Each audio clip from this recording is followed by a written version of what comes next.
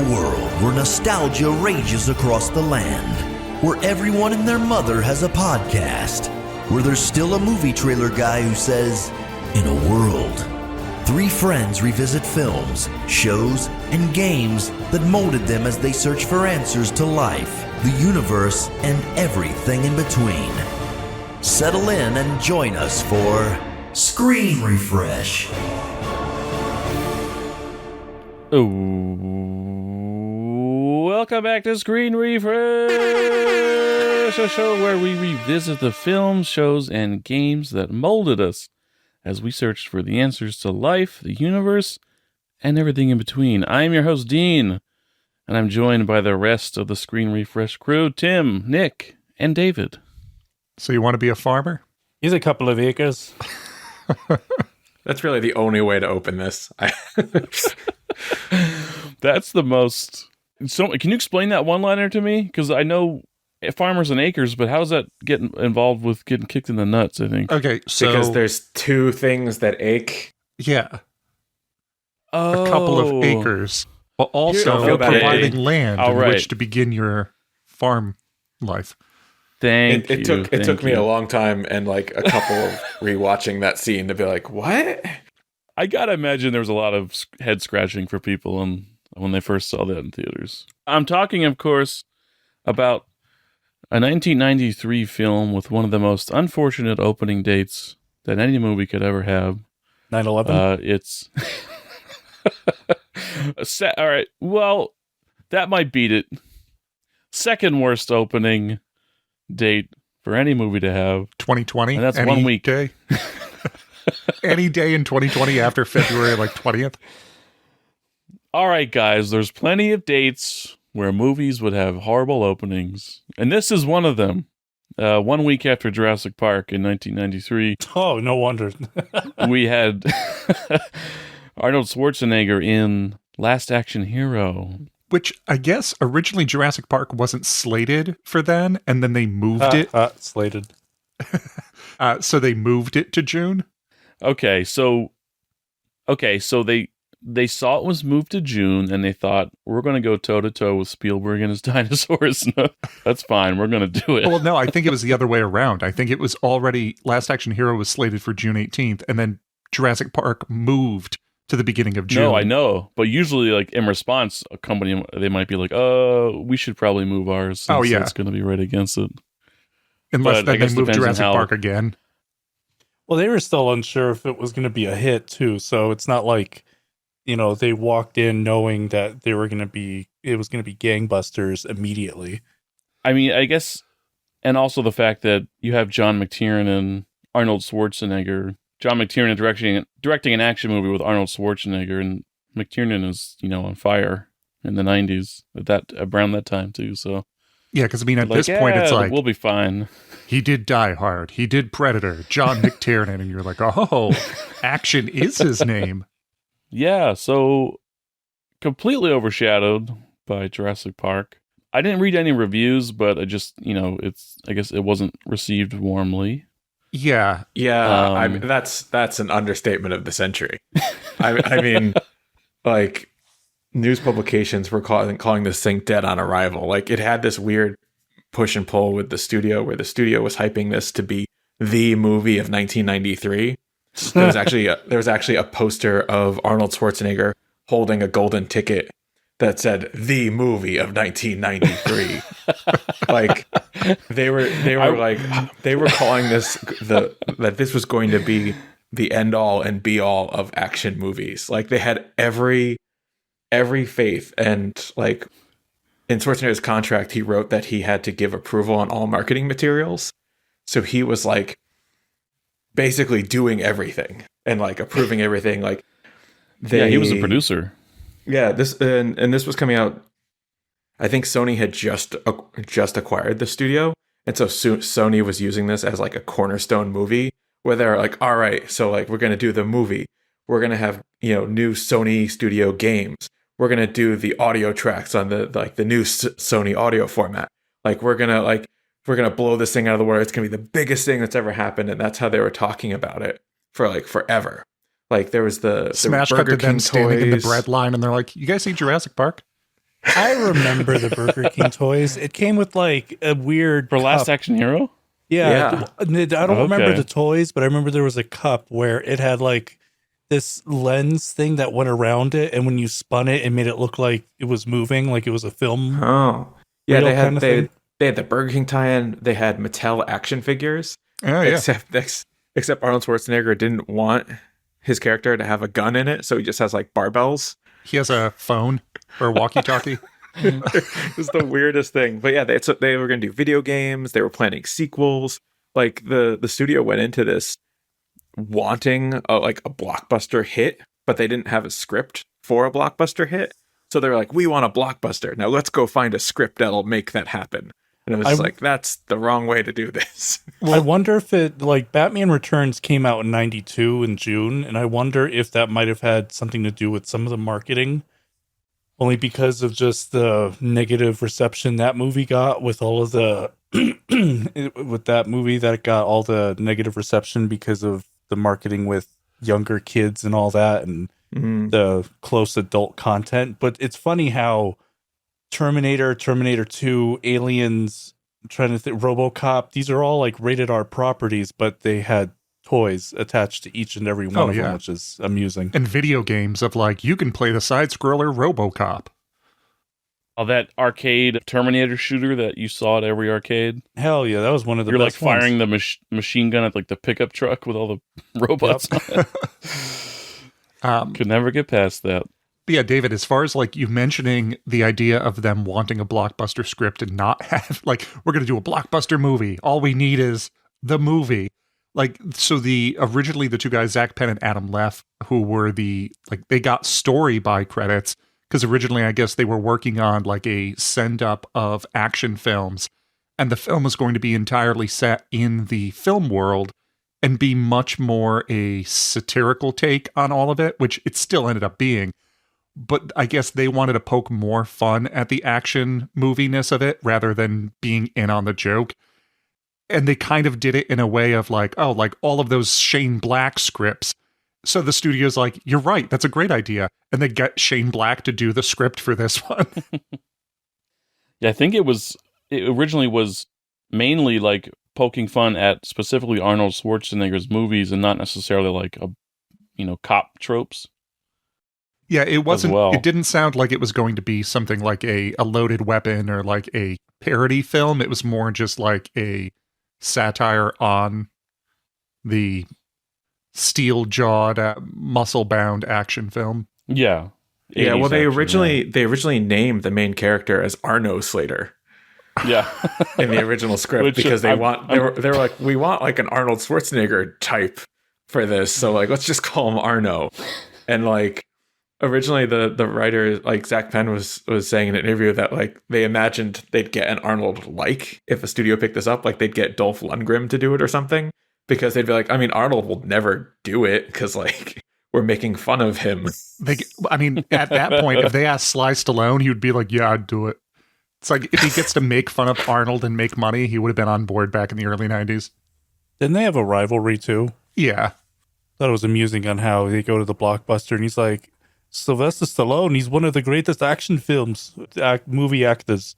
Yeah. Like I love how, like, especially now rewatching it older, how many things I missed growing up of just the fun takes on all of these action stars and action sequences, or the fact that like the henchmen that are traveling in the car that's chasing them down in the car chase are all people that are just like generally known as henchmen actors from like Al Leong and Sven Olsen and like all of these guys from like Die Hard and Running Man and things like that. Like I like how it never seems like it's making fun of the action movies from like a cynical mean stance. It's more of a poking fun at the joy of cinema of action films and like their importance, which I don't know what the original idea that Zach Penn and Adam Leff might have had, but I like where it ended up landing. I think it grossly underrated, this film. I think it could have benefited from some cameos. I mean, an abundance of cameos. I mean, but not always cameos that even make sense. You would think they'd have more action star cameos for this thing, and it's like, hey, we're at the movie premiere, and who's there? And it's like Chevy Chase, Damon Wayans. Damon Wayans with a Blank Man hat, promoting his movie Blank Man. Although I wonder if it's just all people who were under the studio at the time that had movies coming out. Oh, that's probably it. And they're just like, put them all in. That's a great point. Yeah, I don't think this movie does anything subtly. It's like the amount of tie-ins and Easter eggs like starts to feel like a 90s version of like Ready Player One with the amount of things that's in it. And I was like surprised to see like Jean-Claude Van Damme. I think it at the needed end. Bruce Willis in this. Yeah, That's all right. that was missing. Yeah. In the commentary for this, John McTiernan like multiple times like refers to the movie as like everything we did had like a level of gigantism. It was just like nothing was subtle. It was just like, oh man, we're going to do cameos. All right, we're doing the extreme version of cameos, I guess. And like, oh, we're going to do so many references. And like the number of like Easter eggs in the blockbuster scene, it's just like, it's ridiculous. Like it's just like everywhere, every angle the camera picks, it's just like, oh yeah, there's all of John McTiernan's big hits like sitting on a shelf. It's like, oh, there is an Arnold Schwarzenegger movie in the blockbuster, even though like he's like, who's that? Speaking of blockbuster, Tim and Nick, did you ever have coworkers that looked like Angie Everhart? No. I mean, I know that's a point of the movie about how everybody is a beautiful person. There's no regular people in the movie world. I will say we had a couple people that worked there that got into some scandalous after hours events. Okay. I did not partake in those. That's a separate episode. Yeah, I was going to say, I don't we'll know if talk I about all ever that. worked with Angie Everhart at a blockbuster. No. But I've heard plenty of stories from our coworker Alex, so. Oh, Alex. Shout out to Alex, whoever you are. Or not shout out. Depending on how scandalous those stories were in hindsight.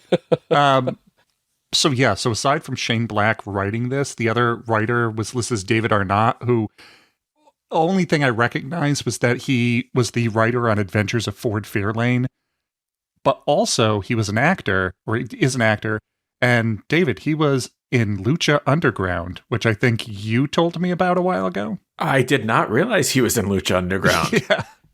That is interesting. I saw that. I was like, wait, why does this name sound familiar? And then I was like, oh, the fighting game episode of Rule of Thirds. That makes sense. He's popular enough like that he would be in like all of those weird little things. The cast, there's almost too many people to talk about in the cast. I mean, it's just some people pop up for a second and some people are more mainstay characters.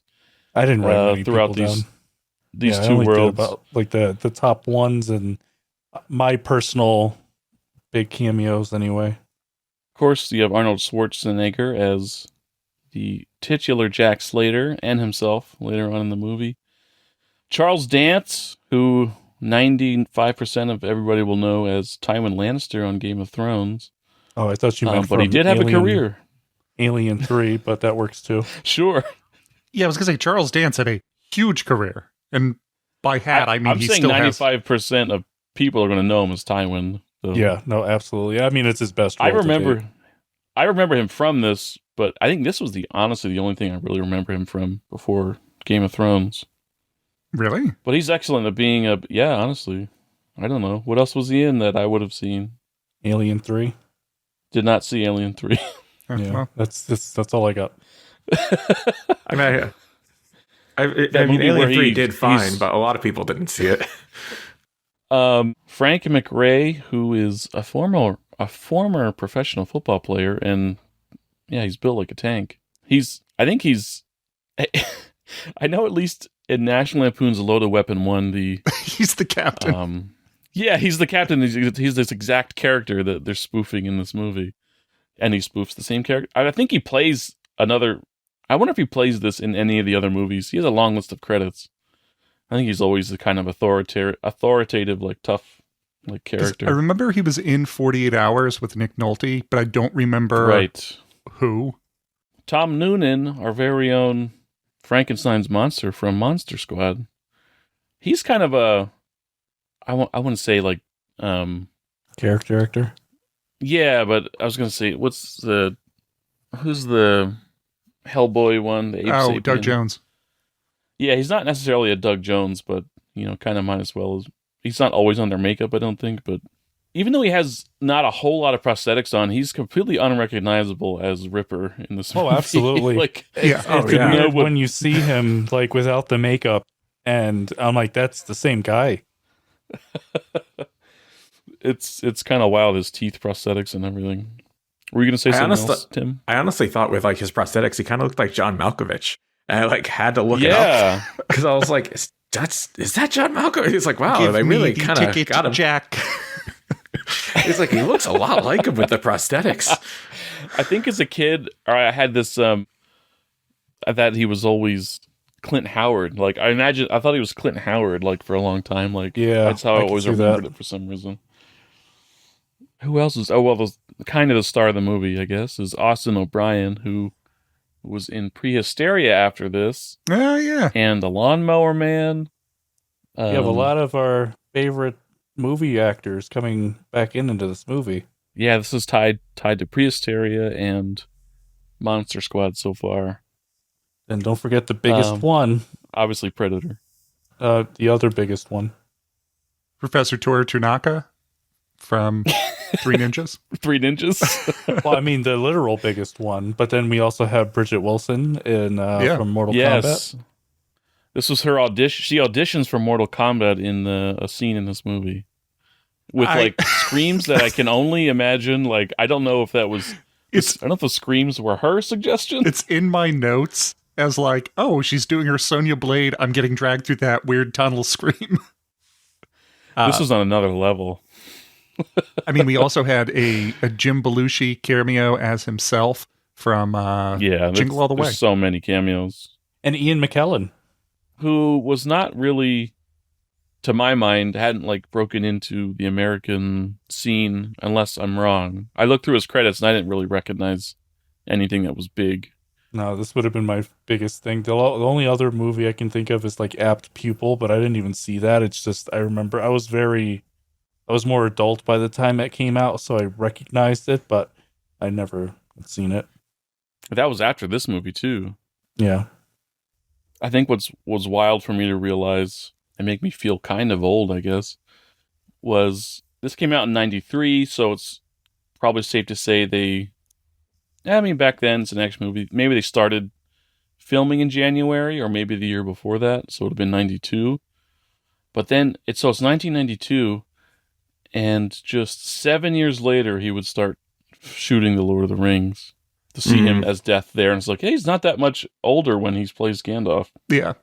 This movie made money, but I don't think it made a lot of it. It cost $120 million, I think. Yeah, it barely which is made pretty money. Expensive. Yeah. I think over its whole life, I think it just over broke even. Jeez. They just got into the black. Because I don't know what the marketing budget was, but the budget for the film itself was $85 million, and it pulled just under like $137 million, or just over $137 million overall. I think opening weekend it was like 15.3 mil. I saw 120 million, so maybe that included marketing. That might be marketing. That's a high marketing budget too. What? I mean, they did a lot. I mean, they even spent, what was it? It was over $1 million to have the Last Action Hero logo put on an unmanned NASA rocket that ended up getting delayed and never actually launched. So they did spend another $2 million to have all of the test audience killed so they could prevent word of mouth. I mean, I know they paid Schwarzenegger $5 million for this. They spent $375,000, I think, is what they bought the original script from Zach Penn and Adam Leff. And then I forgot what they paid Shane Black, but they brought on like a number of script doctors for it. Because wasn't Carrie Fisher in that mix? Yeah, Carrie Fisher was there. William Garrity was the screenplay editing supervisor, and they paid him $1 million to do a 4-week rewrite just before filming. Yeesh. Yeah, the script was a bit of a mess, like, because of what they essentially had like 6 writers for it, and it kept changing, and yeah. I only have $85 million. Help me budget this movie. Well, maybe stop giving multi-million dollar deals to all of the 17 guys you have working on this script. It's like, just stop rewriting it and it'll be fine. The Best Boy grip got a $500,000 payoff. This film. It was funny because John McTiernan was saying that like they brought in William Garrity basically to remove a lot of the fart jokes that Shane Black put in. At least the big one stayed in. Yeah, Leo the fart is so funny to even... That is an epic one. This movie launched the careers of those writers, Zach Penn and Adam Love. Yeah, because Zach Penn ended up having a pretty good career afterwards, like doing a lot of superhero stuff. They wrote PCU after this, and Inspector Gadget, Behind Enemy Lines, X-Men 2, or X2, X-Men United. Yeah. Yeah, because some they had... Oh, go ahead. Oh, no, yeah, just like they had... I don't know how you get... I guess just story by credits as opposed to screenplays. I don't know if that means they took first drafts and then they just got so rewritten. Yeah, so there's, I think, there's three differences. It's like screenplay by, story by, and written by. Written by, I think, is assumed that they did the screenplay and the story. Story by is they just came up with the idea, and then I think somebody else wrote the final screenplay, and then screenplay by is they didn't come up with the story, they just wrote the script. Well, so Zach Penn and Adam Left, they did have a script, but it was even, I think the original title for the script was Ultraviolence. Yeah. Yeah. And it correct. Yeah, it got completely rewritten. I think Zach Penn said that there's only one scene in the entire movie that actually stayed, and I'm trying to remember which one it was. But yeah, essentially, like, nothing in the original script is the same. So they're just like, oh, cool screenplay. We like the idea. Now we're going to change it to what we want. Yeah.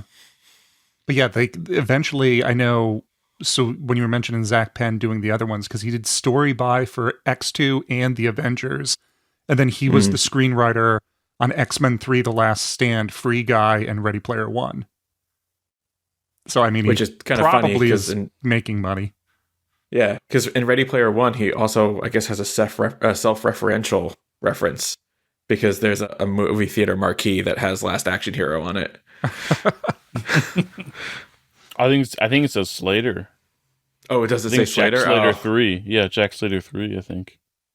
Yeah, so Free Guy 2021, and he's got some TV credits right now and upcoming. So he's still got a career based on launched by Last Action Hero. He's working on a Dirty Dozen screenplay and pre-production. Interesting. I mean, I guess it did launch it. Last Action Hero was only the second script he ever wrote. And right. they actually did it more as like an exercise for like a writing school that they were in at the time. No one will ever buy this bullshit. A $375,000 writing test. Yeah. The first script he ever wrote was about a mutant rat that was loose in Central Park. Teenage Mutant Ninja Turtles? A giant mutant rat. And they wrote it because they were trying to get an agent at the time, and they couldn't. So then they wrote this one, and an agent found it, and apparently it was like, this could be big. Makes you wonder how much slack is actually written versus like all the, the bad movies that end up getting made and all the scripts that need heavy doctoring, but just it makes you wonder how many other things were turned down leading up to what we see today. Oh, yeah. I mean, even for this one movie, like, I would be interested in just having a book that is just, here's all the different drafts and differences in this one film. Let's make it. Let's find all the scripts. Okay. I'll get started. We're going to stop recording. Dean, are you going to talk about how the soundtrack for this film went platinum? I didn't know that. I know it's very eclectic and rock heavy, but also rap friendly. Between all of it, like AC/DC, Alice in Chains, Megadeth, Queensryche, Def Leppard, Anthrax, Aerosmith, Cypress Hill, Fishbone, Tesla, Buckethead. The hell of a soundtrack. It was the 90s, ultimate 90s rock. I mean, also, I never realized until looking at this album, I didn't realize how long Buckethead's been around, but I guess he's been here since the 80s. And I remember like having friends in the early 2000s be like, so there's this new guy I just found. His name's Buckethead. And it's like, he's been alive longer than your parents have probably been alive at this point. Did he not play the Power Rangers theme? No. Was that him? No? Okay. That was Ron something. Oh, he's got the facts. I don't know why I linked those two in my head. I don't know why I keep wanting to say Ron Livingston. That's definitely not him. Two things he's known for, Office Space and ripping that solo. Fucking A. Fucking A. Ron Wasserman. Thank you. Because I think Ron Wasserman also did the X-Men theme. The animated show. Oh, yeah. That makes sense. I was going to say, which one? But the music in this one, Michael Kamen, who unfortunately has passed away, I never knew how much stuff he did music-wise that we enjoy between like this, Band of Brothers, X-Men, Iron Giant, What Dreams Become, Event Horizon, the entire Die Hard series, the entire Lethal Weapon series, Roadhouse, Highlander, Adventures in Babysitting. Like, hey, I will eventually pick Adventures in Babysitting. I was like, that last one, man, there's definitely an arc going on. Hey, he also did Action Jackson, Mona Lisa with Bob Hoskins, Mr. Holland's Opus. Like it was just more material for Dean to perfect his impersonation. That's why I gave him Mona Lisa. Jet Li.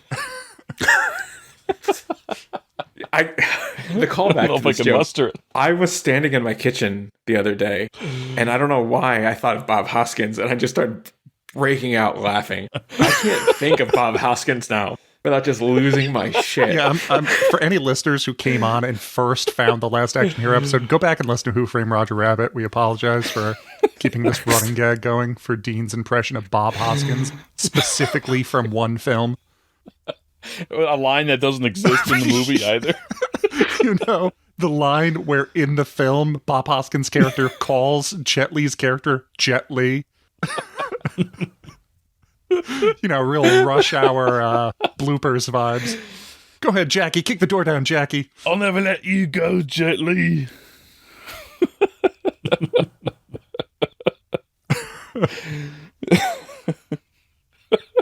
We've lost David. I don't know where we were. I think we're ready to start talking about it. We were on story and script writing, but Music. It went platinum. Yeah, so the soundtrack, which kind of goes with, we were talking about the scores and whatnot the other day, how the soundtrack itself was songs that were actual songs that were then put on the album and in the movie, in addition to, Right. I think, score done by Michael Kamen. So it was a mixture. There's the movie soundtrack and then the movie original score by... Yeah, because I don't know if any of the artists made these songs specifically for Last Action Hero. I wouldn't be surprised, just for the fact that it's like, if it was this huge budget, big action film that was supposed to be this massive 90s thing, I wouldn't be surprised if they reached out to bands and they're like, write us a new song. Or else. I mean, as far as they're concerned, they're like, yeah, this album went platinum. I don't know about your movie. So I don't know about the rest of the songs, but I do know that AC/DC's Big Gun was written for the movie specifically. I mean, hearing that now, it does make sense. Yeah, apparently Schwarzenegger like specifically requested AC/DC to do the song. it's weird how to think AC/DC was still making content at that time and making music for the release of this film. Because when I think of AC/DC, I feel like their last new song came out in like the early 80s, and then that's it. But I am completely wrong on that. Yeah, I don't always think of them as like a 90s holdover, much less. If you told me they made an album in like 2012, I would be like, wow.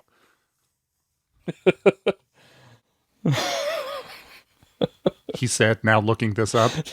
There's some gag. It just reminds me of this is unrelated non sequitur gag of I don't know if it was a comedian saying it. It was like when AC was like looking around like Did I send you be our this? singer? Maybe you did. Who's gonna be our singer? I don't know, guys. Who do you think it should be? Yeah, that's good. AC/DC's last album, I don't know, Was Power Up in 2020? Holy shit!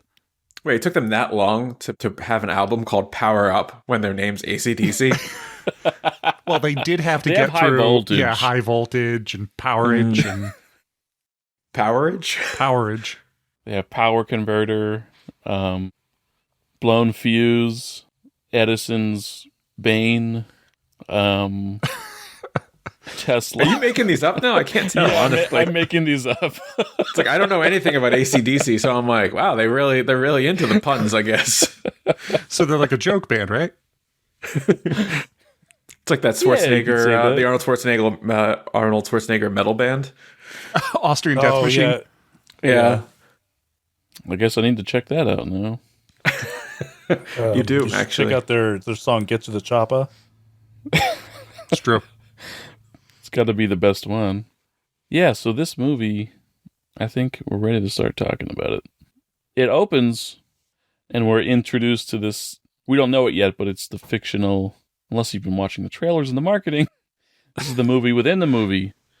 Set in Los Angeles with Mayor Tina Turner, who rushes up to tell, or she's talking to Jack at that point. Yeah, she runs up to Jack because This he's trying to whole- get in the building. Right. There's this whole hostage. I mean, we're setting up the scene of, hundreds of policemen setting up and taking aim at this building, which apparently has a hostage situation going on up there. Whoever's on top, I guess they probably sent up some kind of covert officer up there, and they're getting shot down upon by this guy up there, and he tosses the dead cop's body off, and we just assume that he caught whoever was trying to sneak up there. And that's when Jack Slater walks across the train of police cruisers in a snakeskin boots, which is an interesting choice. I would never peg him. It's just an interesting choice for Arnold. Like, I don't know if I've ever seen him wear Snakeskin boot guy? snakeskin anything. Not like combat boots or something. Yeah, and it's not the first time they do like as a close up of his boots either. Like there's definitely more than one it's to occasion get people where to they're buy like, the tie-in boots. mm, I thought all of this like opening satire was so fun. And like, so my wife had never seen this movie and I was showing it to her the other night. And I was like, oh, like, you won't like the beginning, but don't worry. Like, once you get into it and you realize, like, it'll be more fun. She's like, yeah, it's a movie within a movie. I was like, but how? And she's like, it's called The Last Action Hero. How is that a real title unless this is a film within a film? And I was like, oh, like, That's so I guess that's the reveal.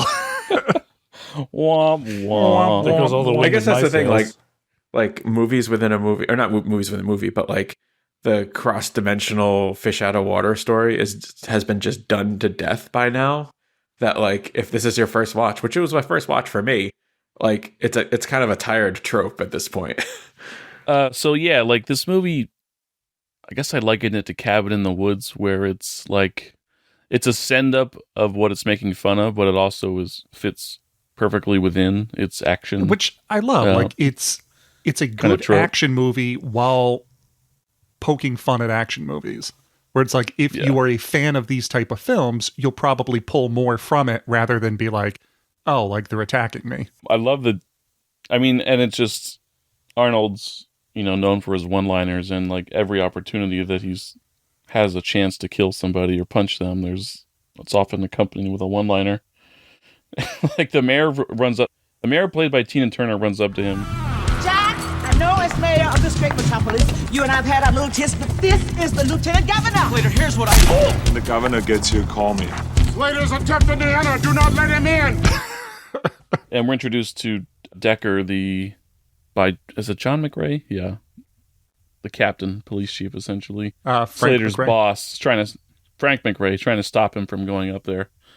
Which is I'm wondering if he's named Decker because Shane Black works with Fred Decker, like Monster Squad and other projects. It actually that name did stick out to me. Is that the connection? Yeah, because I know like he's worked with, I want to say it's Fred Decker or Frank Decker, who did Monster Squad, but Shane Black wrote that with him. So I know like clearly they're connected somehow. So if he's writing this script, it wouldn't surprise me if Decker is a reference to the other director. I think so, because even hearing the name, I immediately didn't think it was in the movie. It was like someone else. Yeah. We get the aforementioned, do you want to be a farmer? Here's a couple more acres. I didn't realize SWAT it was guy in in the this nuts. movie that line was from. I mean, he has so many really bad one-liners in all of his flicks, and it's like each one has its own one that represents that movie, and I completely forgot this one was in this. I thought the other one was in like Commando or something. I didn't know this. I guess it's almost like this one's hard to count because it's straight up just sending it up. I wasn't aware of that line before I rewatched this. I know later on in the movie, there's popular Arnold sound effects that you'd find on like those old Arnold soundboards. I want to ask you a bunch of questions, and I want to have them answered immediately. Who is your daddy, and what does he do? But I digress. He gets up to the roof where a bunch of children, for some reason, are being held hostage by the Ripper, his nemesis in Jack Slater 3. And his son is literally being held hostage by the Ripper with his axe. So it sets up this like showdown where the Ripper asks him to put his gun down.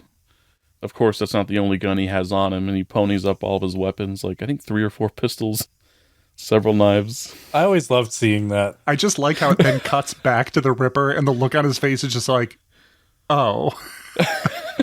Like, I was expecting like one more gun, but now it's like comically long. I did like his axe too. Like, of all props throughout the whole movie, I think like just the prop design was really well done, and especially with the axe, and seeing much later on in the movie on how it can be broken down. Yeah. And it's less of a wooden axe, and it's more of like definitely a combat axe. Yeah, like I thought it looked really cool. It's cool that it's like it comes in like a sniper briefcase, and he opens it, and it's all the pieces he starts assembling. After he pulls out all of his guns, he pulls out a grenade, pulls the pin, tosses it over to Ripper, who isn't buying it. And I paused for a second. I'm like, no, his son's right there. He's not throwing a grenade. So Ripper calls his bluff. What if he was and just like... That's the thing he would least expect. It's for the greater good. The ultimate pragmatist. So it's picked up by Ripper, and it's kind of like this odd focusing, and Arnold's looking back and forth to his son, and the son, I think, realizes and activates this knife out of it, stabs Ripper, which distracts him, and we get this wild... Is it a 3D movie? Is it marketed as a 3D like movie? it. No, I don't think 3D movies really started to be a thing until like late 90s. I mean, early the 2000s. Not with regularity. Yeah. But like, I say that because Arnold dives. It's like a Matrix dive. Ripper.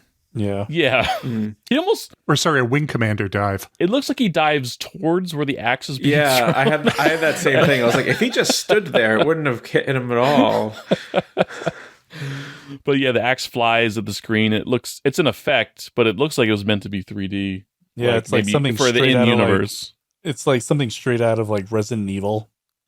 Or like one of those movies when they came out where throw like ninja stars at the camera, quote unquote. After he dives, he picks up the pistol, fires it at Ripper, and hits him, and the screen goes soft, and we hear Danny,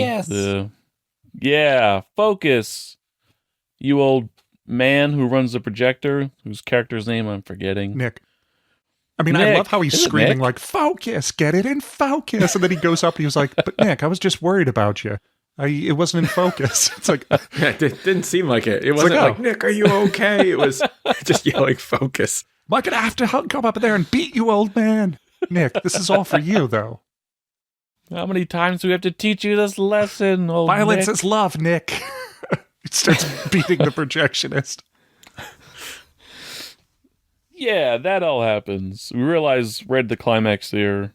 The projector goes out of focus for some reason, although I don't know if that really happens in real life. I could be wrong.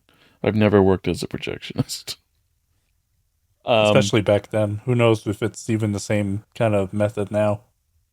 Yeah, I doubt it is. It's all AI. AI controls everything. Yeah, we realize, like, Nick is, like, the proprietor of this old theater that, I don't know if we learn here or not, but it's going to be turned into a multiplex at some point. He's going to be closing down. But I don't know if that's mentioned here or not. But I do like that, whether it's truthful or not, I do like that Danny is this little smart-ass kid, but we do get to see him go up there and be like, have a good relationship with projectionist of, okay, so he's not all bad. Like, he's this stereotypical streetwise New York punk, but also he has a love of film and appreciates the greats.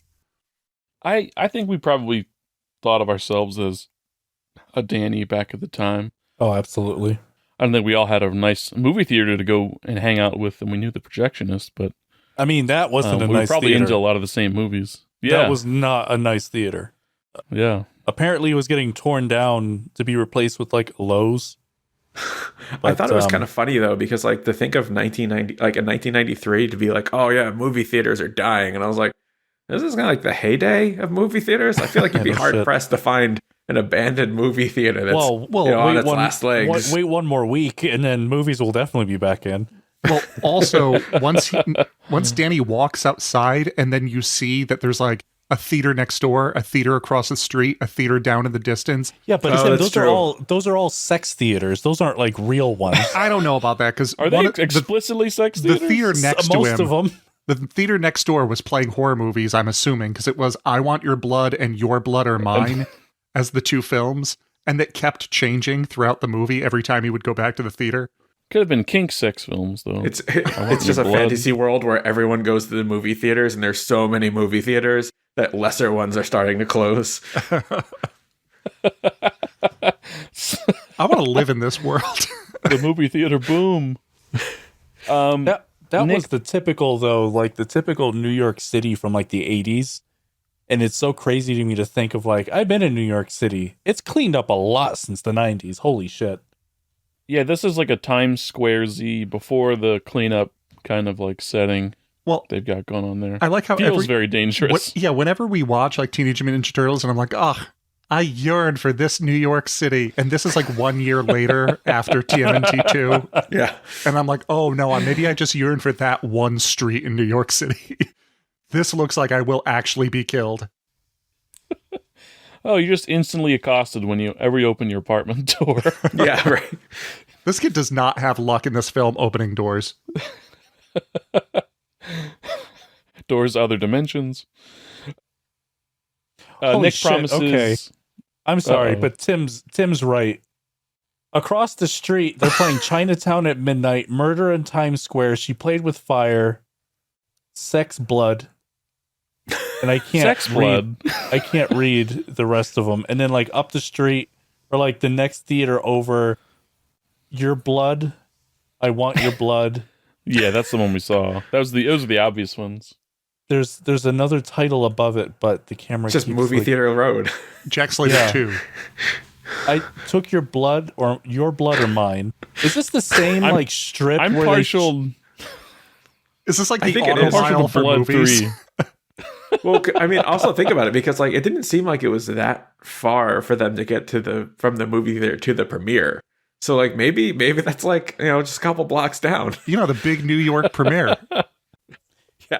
Is this the same LA street movie that they filmed Joker in? Because it kind of reminds me of like the exact same kind of layout and just the way it looks with all the different marquees above. Maybe. It's quite possible. Chicago was Nolan's Gotham, but maybe New York was Todd Phillips' Gotham. I don't know. You can probably actually look that up. I'm partial to Blood 3, The Bleeding. Like when that came out. So Nick, the projectionist, says, hey, I've got an advanced, print of Jack Slater 4 that I guess, they say not early, and the projectionist tests it and invites Danny to come back. that night, I think, or at Yeah, midnight. midnight. And I don't know why it has to be midnight. It's not like it's digital and it's on a timer or a lock or something. He's old school. He goes by the rules, and the street day is midnight that night. He's gonna wait until midnight that night. So it is weird that it's street date, but at the same time, he's testing the print. But maybe it's just he doesn't really have to test it. Projectionists, get in the comments and let us know whether or not this is kind of like BS or this is something that has to be done. He just wanted it to be a spooky meetup. He was like, "Oh, come back at midnight." He was kind of sus when he showed up later on, but I'll wait. I mean, dude was sus the whole movie. Come back later, Danny. I'm gonna go watch I Want Your Blood. So fun fact. In one of the rewrites of this movie, the projectionist character, Nick, was actually supposed to be the devil. Interesting. Yeah, the projectionist was supposed to be the devil and was trying to corrupt Danny to turn him to a life of violence. And so that's how he got into the movies. Yeah, he gave him a magic ticket to put him into the movie to try and get Danny to eventually like turn to this life of violence when he came out. And so in one of the rewrites, Danny leaves the movie and like has like a showdown with the devil, but like the devil was trying to get him to go on a shooting rampage after he left the film. Jesus. I'm glad they changed I'm interested. Yeah, so I I'm wonder if interested that's to why see like that. some of like the creepy vibes a little bit kind of came in. But I never got creepy vibes from him. That's when they're walking together out of the theater at the end of the movie to get a thriller ending where he looks towards the camera and it's just freeze red frame. eyes. And you're like, Red oh, that eyes. big reveal. You go back and rewatch the whole film and he's had hooves since the first scene. Yeah, You're like, it's just like, oh. oh, he's the devil. Then they rewrite it. It's like, no, he has a magic ticket from Houdini. Ah, yes. Yeah, so Danny leaves the theater, goes to school where he's Nick apparently leaves. 4 hours Well, I late. gotta go don't to know school. I don't know what time of day this is happening. Because he leaves and it looks like the sun is about to go down. So Because it looks like he kind just of like- leaves and goes home. yeah, but it cuts to school. Yeah. And his English teacher is showing, played by Joan Plowright, wife of Laurence Olivier, shows him Hamlet starring Laurence Olivier. And he loses, probably from sleep deprivation, he daydreams that it's Jack Slater as Hamlet. I would watch the shit out of this movie. Like, I know it's a joke, but I would own the 4K Criterion edition of Arnold's Hamlet. Hell yeah. To be or not to be. Not to be. The What is the selective line? coloring You is killed cool. my father. Big mistake. Big mistake. They even give you a nice Wilhelm scream, Dean. No, it's a Howie No, scream. I thought it was Howie. Oh, was it a Howie scream? your Yeah, favorite I think it was. scream. Out of the play class window is the Howie scream. It was. Because I restrained myself. I'm like, okay, it's not Wilhelm. Even though I know this scream, it's fine. Dean's Wilhelm is my Howie scream. I can't stand that one. So when it came up, I'm like, well, Tim will be happy. Oh, I love the Howie scream. Was it named? That wasn't named for Howie Long in Broken Arrow, was it? Was that a coincidence? I think it's a coincidence. I think the scream Like existed a retroactive prior. naming? Yeah, I would have to go back and listen It's to definitely older. our Broken Arrow episode because I think originally it was on a list of stock sound effects on some CD that was just like male scream number 3 or something, and then they used it in there, and then it just became known as the Howie scream. Mm-hmm. Gotcha. But it didn't originate from Broken Arrow. Yeah, speaking of the Howie and Wilhelm scream, boy, did I forget how many Wilhelm screams there are in the Lord of the Rings trilogy. I just rewatched it and like, holy crap, it was a lot. Really? It's like Wilhelm, it's like at definitely. least 2 a movie. Yeah, the Wilhelm scream, not the Howie. Oh, yeah. The Wilhelm, it's like 2 per movie. I would love if that trilogy was just slammed with Howie screams. Like, you didn't even fall off anything. You just stubbed your toe. Boromir, every time he gets hit with an arrow at the end of Fellowship. Fly, you fools.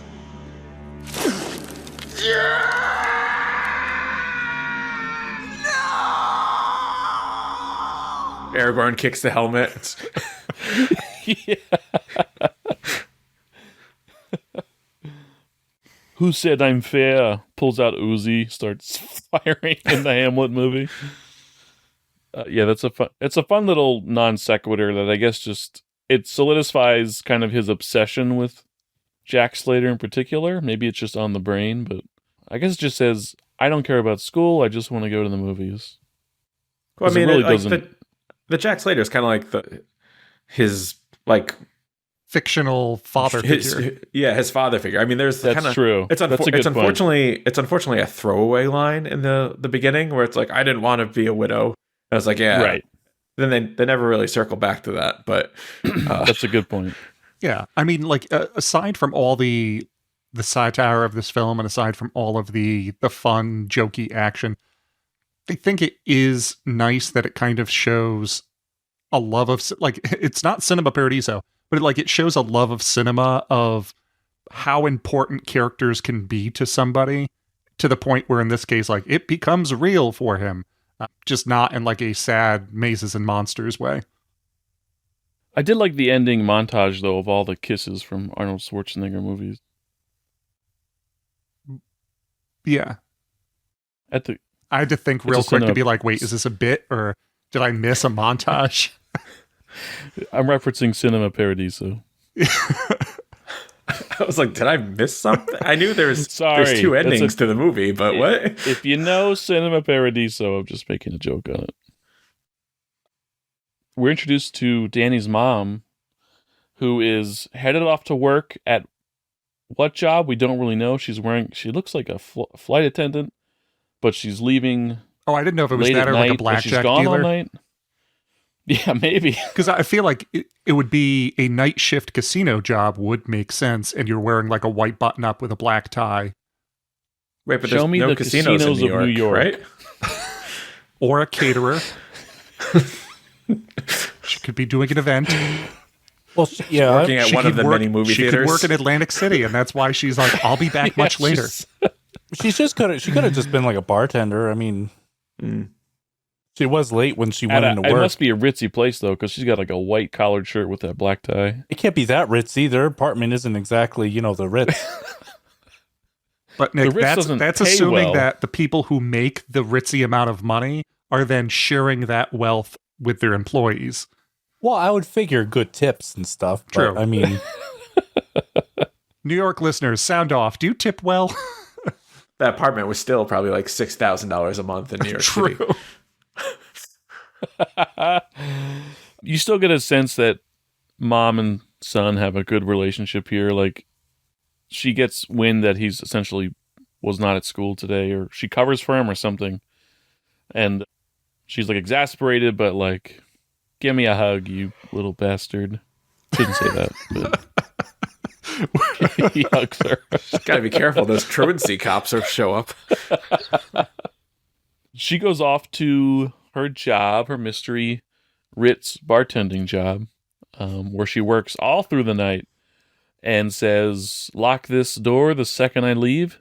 And he stay does. home, stay safe. He does. That's terrifying.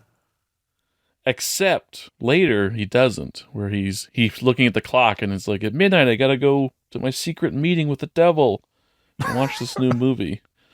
Also, doesn't Nick know how dangerous that neighborhood is? Come out at midnight. Maybe he's tired of having to do all this work for one kid who keeps showing up. Like, if this kid didn't show up to any of these movies, I don't need to be a projectionist. I can just sleep in my chair. Yeah, Danny, did you ever realize there's an alley by your house that's a real good shortcut leading right here? Meet me at 11 o'clock. I hear people even get murdered just for their shoes right around the corner. It's called Crime Alley. We're meaning to change the name of this alley. It might turn things around. Yeah, sure enough, as soon as he opens his apartment door, there's like a shady figure walking by, and he quickly closes it. And then I was thinking, it was probably nothing. Opens the door. Sure enough, that shady figure pulls out a knife and throws him up against the wall. I mean, it's gets kind him of to. It's kind of funny. It's not, but it's kind of funny on how it's a terrifying moment. But Nick hates kids. It really is. But it's just he gets robbed, and the guy's like, "You don't have anything worth stealing." Rates him. Like, fuck, that's so low. Can you And yeah, then also roasted. burglar making fun of you for being poor? There's but nothing also, to like, take.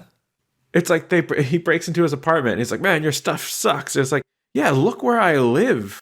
Like, you're probably my neighbor. You're like, robbing the wrong building. Yeah, no shit. It's like going trick-or-treating in the poor neighborhood. Like, you do know you're not supposed to do it here, right? You're supposed to go to the rich areas for the full candy bars. Full bar town. I didn't know if there was a parallel. Help me remember, because he takes him into the bathroom and puts his knife down. You know, he's taunting him, turns his back. He's like, go ahead, do it. Here's your chance. Like, pick up the knife and stab me.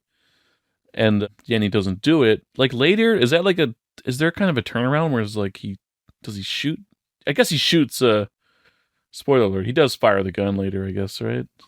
Does he fire the gun? He just drop kicks him. He drop kicks him. Yeah. Well, yeah, but I then don't there's know. another point where Danny, I think, gets the drop or something like that. I think it was with the gun. And then he still doesn't do anything, and they just, like, take it away from him.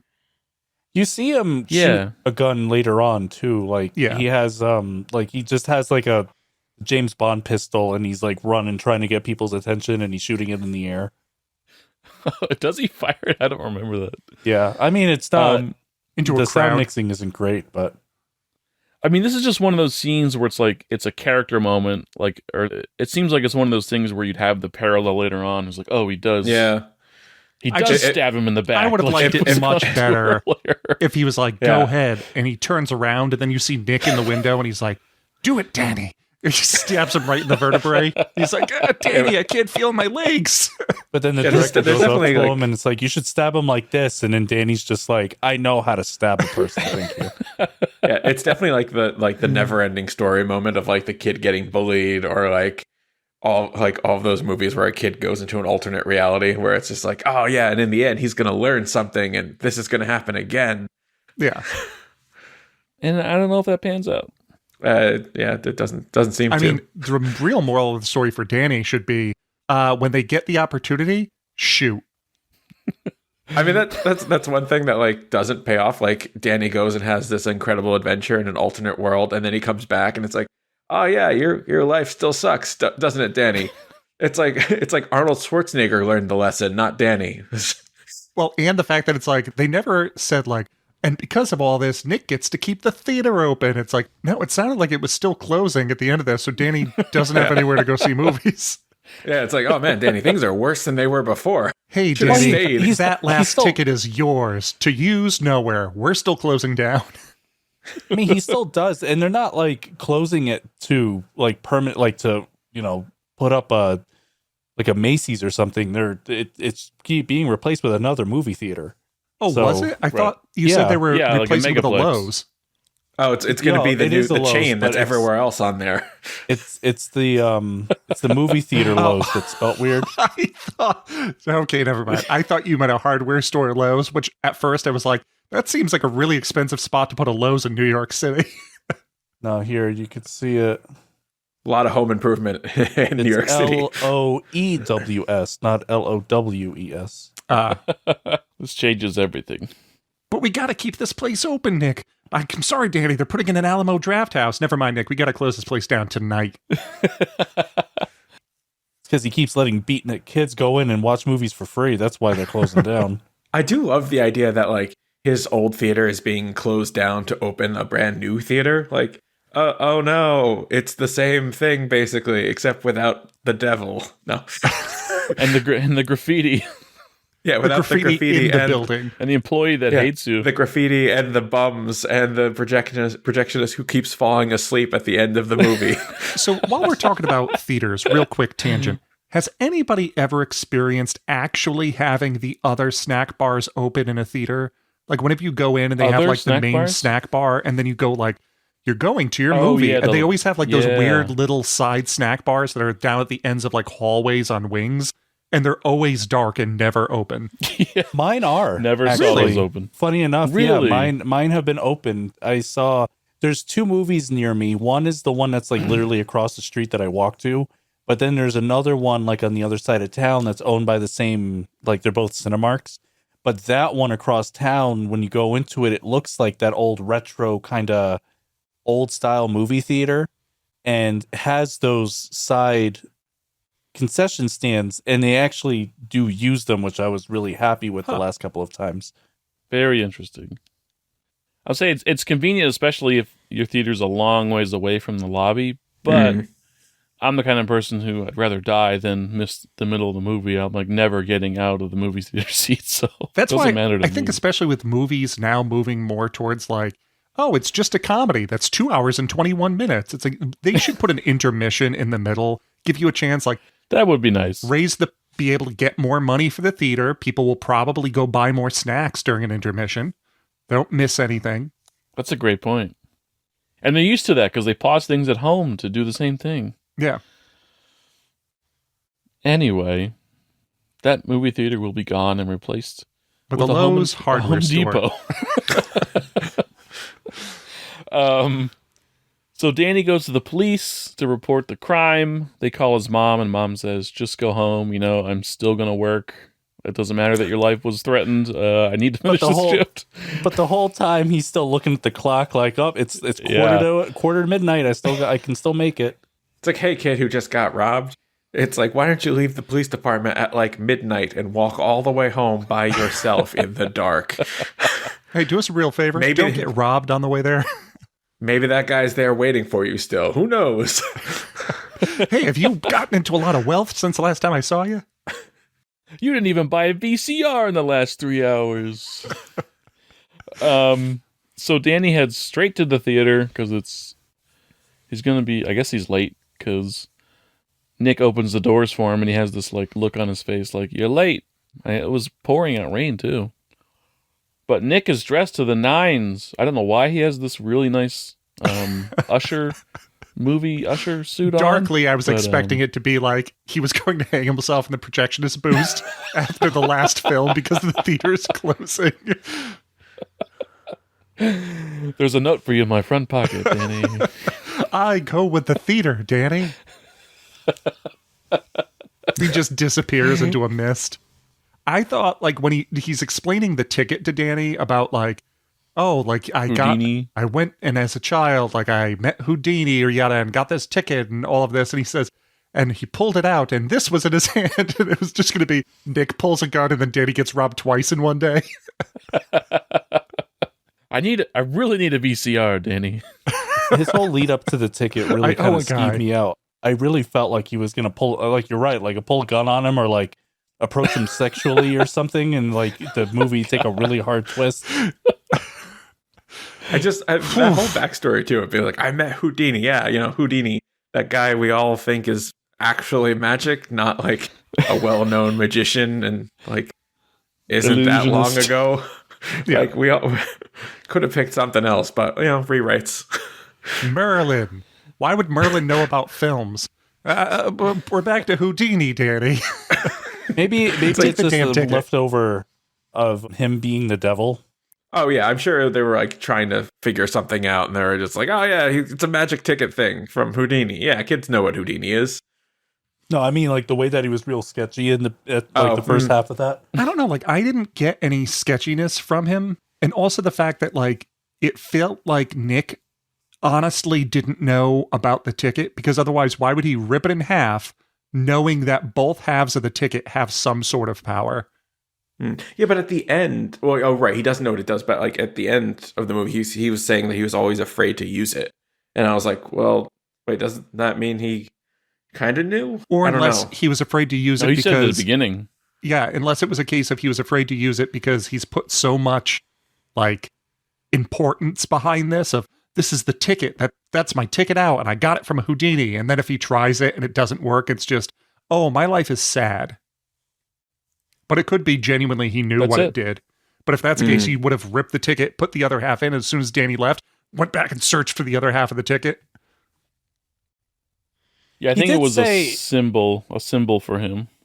He did say though that the ticket has a mind of its own, and a couple of points I felt like it was the One Ring because it really just did whatever it wanted at any point in time, and the fact that it gravitated toward villains, I feel like maybe it really is like the One Ring, and it thought like, oh, Danny, you live in a very bad part of town.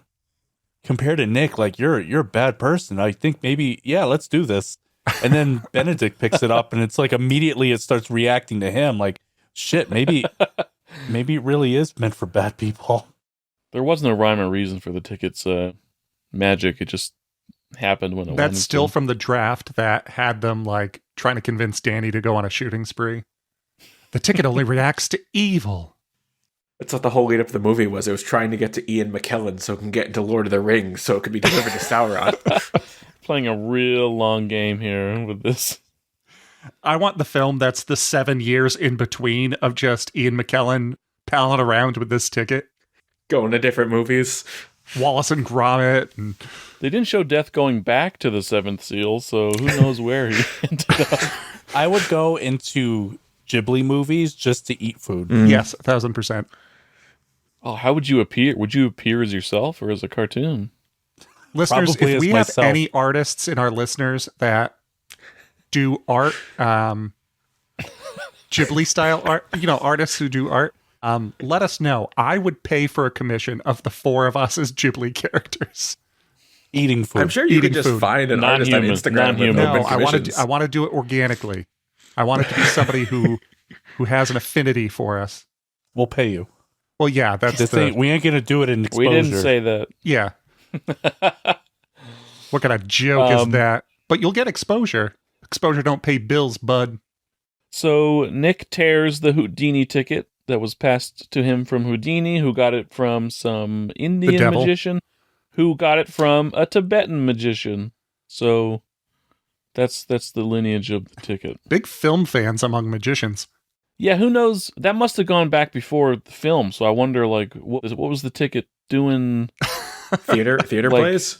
Like, before that? Wait, It puts but you David, into the theater play. I'm pretty sure I don't need a magic ticket to get into any theater play. I can just walk on stage. They won't like Get it. that asshole off stage. That's why they never ripped it before. They were just like, oh, it works. I didn't even have to use the power. But Nick rips it, admit one, throws it in the ticket slot, and they roll the movie. I like how even with an empty theater, Danny still sits off center towards the back. It's the only seats that have bottoms. That's a good point. It might be strategic as opposed to the best seat in the house. Danny's sitting there. You see a rock just hit one of the other seats from the ceiling. Oh, by the way, I was wrong. They don't break the fourth wall at the beginning of the movie. They break it for Jack Slater 4 here. That's where the 4 walls get busted through. Great fake And, intro credits. There's a nod to... Was that Arnold's bodybuilding partner, Franco Colombo, was the director of this movie? I think so, yeah. Of Slater. And it's not even like a kitschy name. It's just his name. It's like directed by Franco Colombo. I knew that was familiar. I had to look it up. I didn't realize who he was at first. But Jack Slater 4, we're kind of in the world of the movie for, I think we cut back to Danny a little bit, but we're introduced to the primary antagonists, which are the Sicilian mobster guy. I forget his name. Forget everybody's names. And Charles Anthony Quinn's Dance. character? Yes. Anthony Quinn was Vivaldi. Vivaldi. And Charles Vivaldi Dance was portraying- Benedict. I got them mixed Yeah. up, but I get them mixed up in the same way that I get the Falcones mixed up with Oh, the yeah. other ones. As case in point. Sopranos. The Gigantes. Oh, Dean, sorry in but- advance. There's going to be a lot of background noise. I have to keep the door open because it's just me. If I lock the dog out of the room, he's going to piss everywhere because he gets separation anxiety. So you I might don't give a shit. It's in the episode. It's in the okay. episode. Good enough. He's part of it. But he's not getting a producer credit. He's going to have to write an arbitration letter to Dean's studio. Charles Dance's Benedict character and Vivaldi, what is it, Quinn? Anthony Quinn. Jimmy Quinn? If you guys have Anthony ever seen... Quinn. So Anthony Quinn was actually also in Lawrence of Arabia, but one of his greatest films, if you've ever seen Zorba the Greek. Anthony Quinn is a terrific actor. I saw the adult film version of Lawrence. I won't say the title. Is it a pun one? Because Yeah. Yeah, it's Is that on? just take a guess. David, I want to hear you take a guess at the pun porno version of Lawrence. I can't even say the rest of it because that's the pun part. It sounds like Arabia. It's pretty easy. Just what's the first thing that you could rhyme in there? This is a fun little side game. Enlighten me, because I have I'm the struggling with filthiest of Arabia. minds, and I can't. Oh. That's what Lawrence said. Oh, Nick got it? Yeah. Oh, I Nick had got it. it. I'm just going to look it up. I had to hear it out loud. David, what genitalia rhymes with Arabia? There's too much time invested on this joke now. But I mean, you that's can fine. cut all of this out. I don't think we need this. We're already an hour and 17 in, and we just got to Jack Slater 4.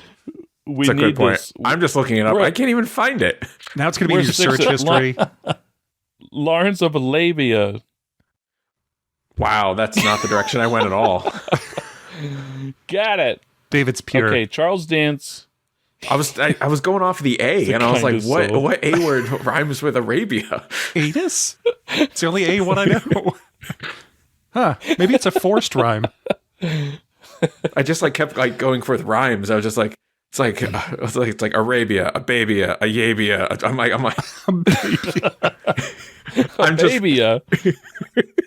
I'm just coming up with rhymes. I don't know. So Charles Dance and Anthony Quinn are interrogating. I think we find out Jack's second cousin, uncle. Is Yeah, his uncle? It's his favorite cousin. His favorite second cousin. Favorite second cousin. Oh, I always thought it was his second favorite cousin, which implies that somebody already killed his first favorite cousin. And it's like, oh, you're up next, Art. Well, in some of the Yours trivia makes more mentioned sense. on how that's kind of why, and it was poking fun at the whole action genre because they've run out of stuff to just write about for Jack Slater. So he's getting revenge for his favorite second cousin. Now this time it's personal. That's just so low. I love the running gag, though.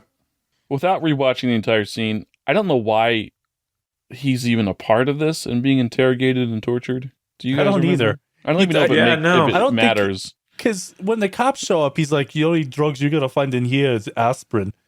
And you're I going to like need his it. follow-up. Yeah, you're going to need it if you touch that door. But I didn't think he had any mafia connections, so it was weird on how he knew all of this stuff. I thought it was more for a revenge thing to, what's his name? To Slater, and to get Slater, involved in all of this. So it was, okay, we do this to him. His cousin's going to end up giving him false information, which is then going to get back to the police and turn this whole thing into whatever it is. Because they gave him the wrong info. Anything's possible. And it's apparent that Charles Dance's character, Benedict, is annoyed with Vivaldi. He's always kind of insulting him to the side under his breath, which kind of boils over later in the movie. We cut, and Jack Slater is pulling up to a house with some cops that are poised to break in the door. He runs up, or he's got a bag of groceries, and they're essentially questioning what they're doing here, and they're got a drug bust going on. It's this is my second cousin's house. Like Nick said, the only drugs you're going to find inside is aspirin, and if you don't step away from that door, you're going to need them. Love that line. So he takes over instead and opens the door, and there's his second cousin. Who's just an older. He's old enough to be his uncle. Yeah. But it's his second cousin who tells him that Vivaldi is joining up with, and then instead of just dying, he says, "I'm a goner." Oh, I'm out of here. Oh, I'm out of here. What a great death line. I'm out of here. That, and then Jack, when he finds the cards in his front pocket, which is glaringly obvious. I don't know how he didn't notice that before. But he pulls out these cards, and it's, the countdown of 5, 4, it's a countdown. It's so stupid, but also very menacing and kind of a cool way to reveal a bomb countdown. I like it. You start thinking how the hell would they time that? But it's whatever. It's just cool. Yeah, it's a funny trope. Yeah, it's the movie aspect of it, because obviously in real life, who's to know when specifically he's going to pick that up he could have started reading it immediately as he's talking to, what's his name? But yeah, it's silly, but second cousin. Second cousin. It was Frank. Frank. Unless Vivaldi had one of his guys in the distance with binoculars, like waiting. So it wasn't actually a timer. It was literally he was just watching and waiting for him to turn to the one card. There's a video feed set up somewhere. That's like just headcanon that we invent and think like that must be it. I like where you're thinking with that. So yeah, it's a bomb. He realizes it before he gets to one, and he and the police officers are blown off the porch as the house explodes. Does that when a cop gets thrown into the tree, does he say like it was like 2 days to retirement or something? Yeah, and then it gives the sax riff.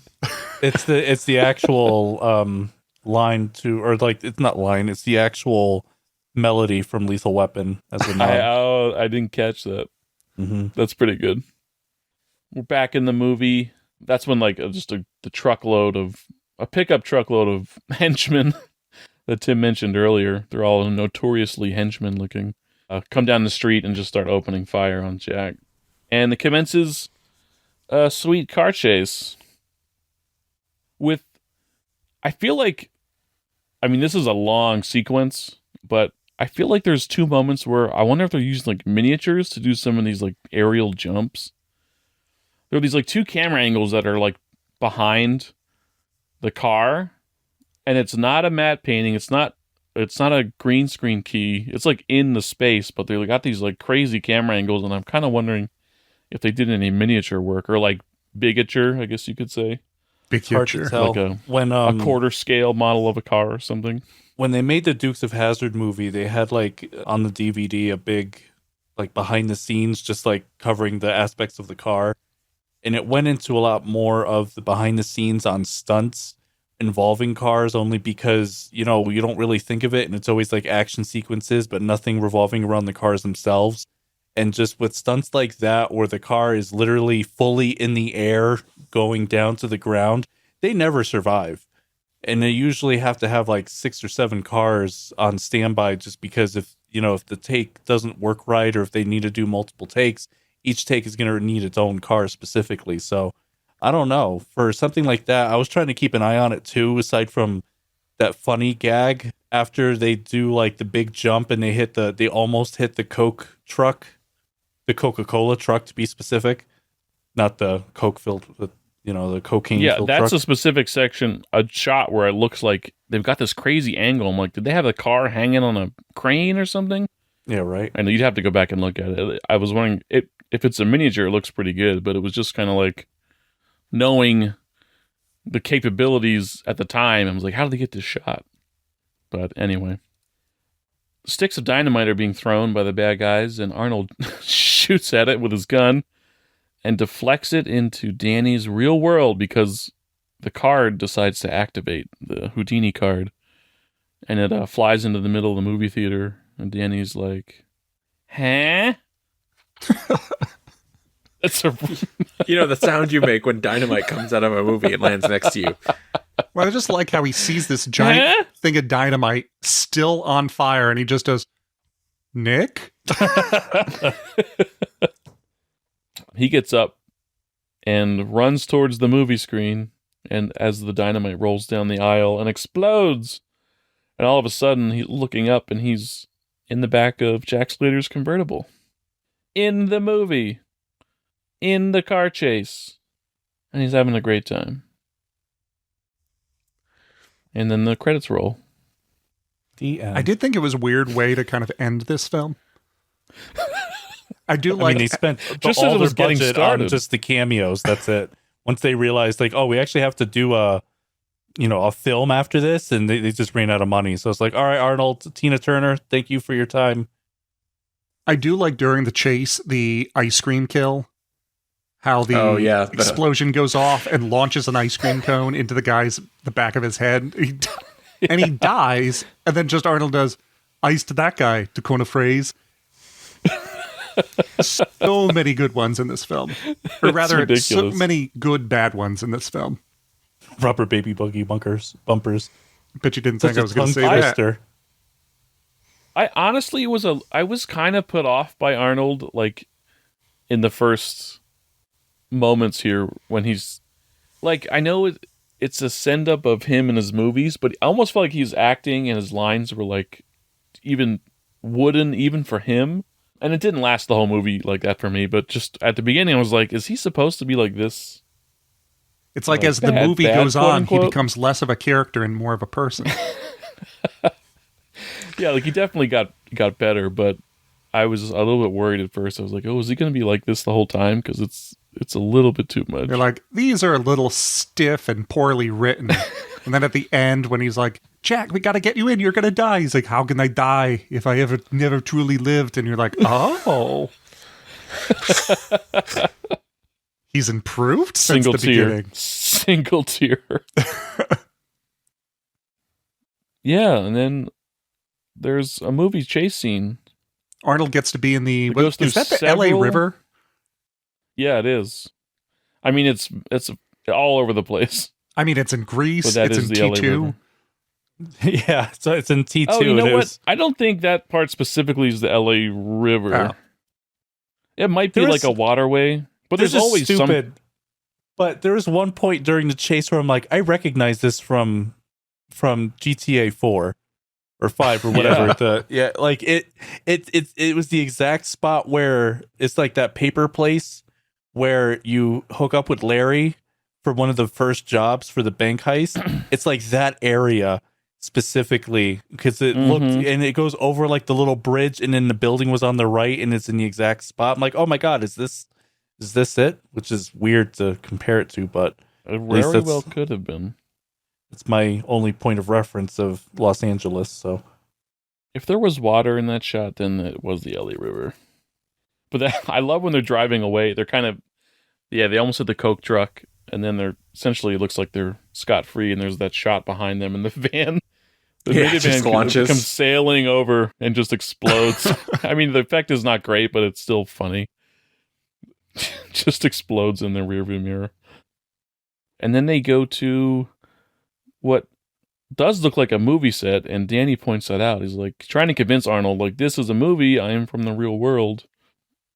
And then a game of chicken commences with the red pickup truck, in which the good guys always win, and the bad guys always swerve out of the way. And explode before contact. Yeah. They hit the ramp, and then the car explodes. They hit the Acme box. Yeah. I love that. And then, it earns some of its PG-13 rating here as it crashes into a room full of women in lingerie, and I don't know what they were doing or what building it was. Like some was. burlesque shoot. Yeah. I mean, this would be the gratuitous nudity moment of the movie if it wasn't PG-13. Exactly right. And then the movie ends. The precinct. I don't have great notes, so I'm kind of like using the movie itself to like just jump me from scene to scene. You're watching. So this isn't a like discussion. This is a actual commentary track. They go to the precinct. When they get to the precinct, they pull, and it's. I wonder what building this is, because obviously it's not a police station, and they just repurposed it and chose it for its. It's like the lobby of. It's like a grand lobby of some office building. I want like 5 more movies at this precinct of just this like gorgeous like futuristic Demolition Man style building. And I like how it has valet parking. Yeah. But at least, and this entire sequence is filled with cameos as well. But I'm surprised. Two of them right off the bat here. No one mentioned the one during the car chase on how the thugs in that were also like, what was his name? Al Leong. Die Hard. Yeah, Al Leong. Mm-hmm. Yeah, and this is where you see Sven him. Olsen, who was the one in Running Man. Yeah, they're all henchmen, which is very... considering, I feel if this movie came out now, it probably would have gotten a lot more of a reception, only because of just, it's almost like a love letter to action movies, and just no one really looked at it that way, which is too bad. Well, I mean, but also then, like when it came out, the action movies that it was giving a love letter to came out like 4 years ago.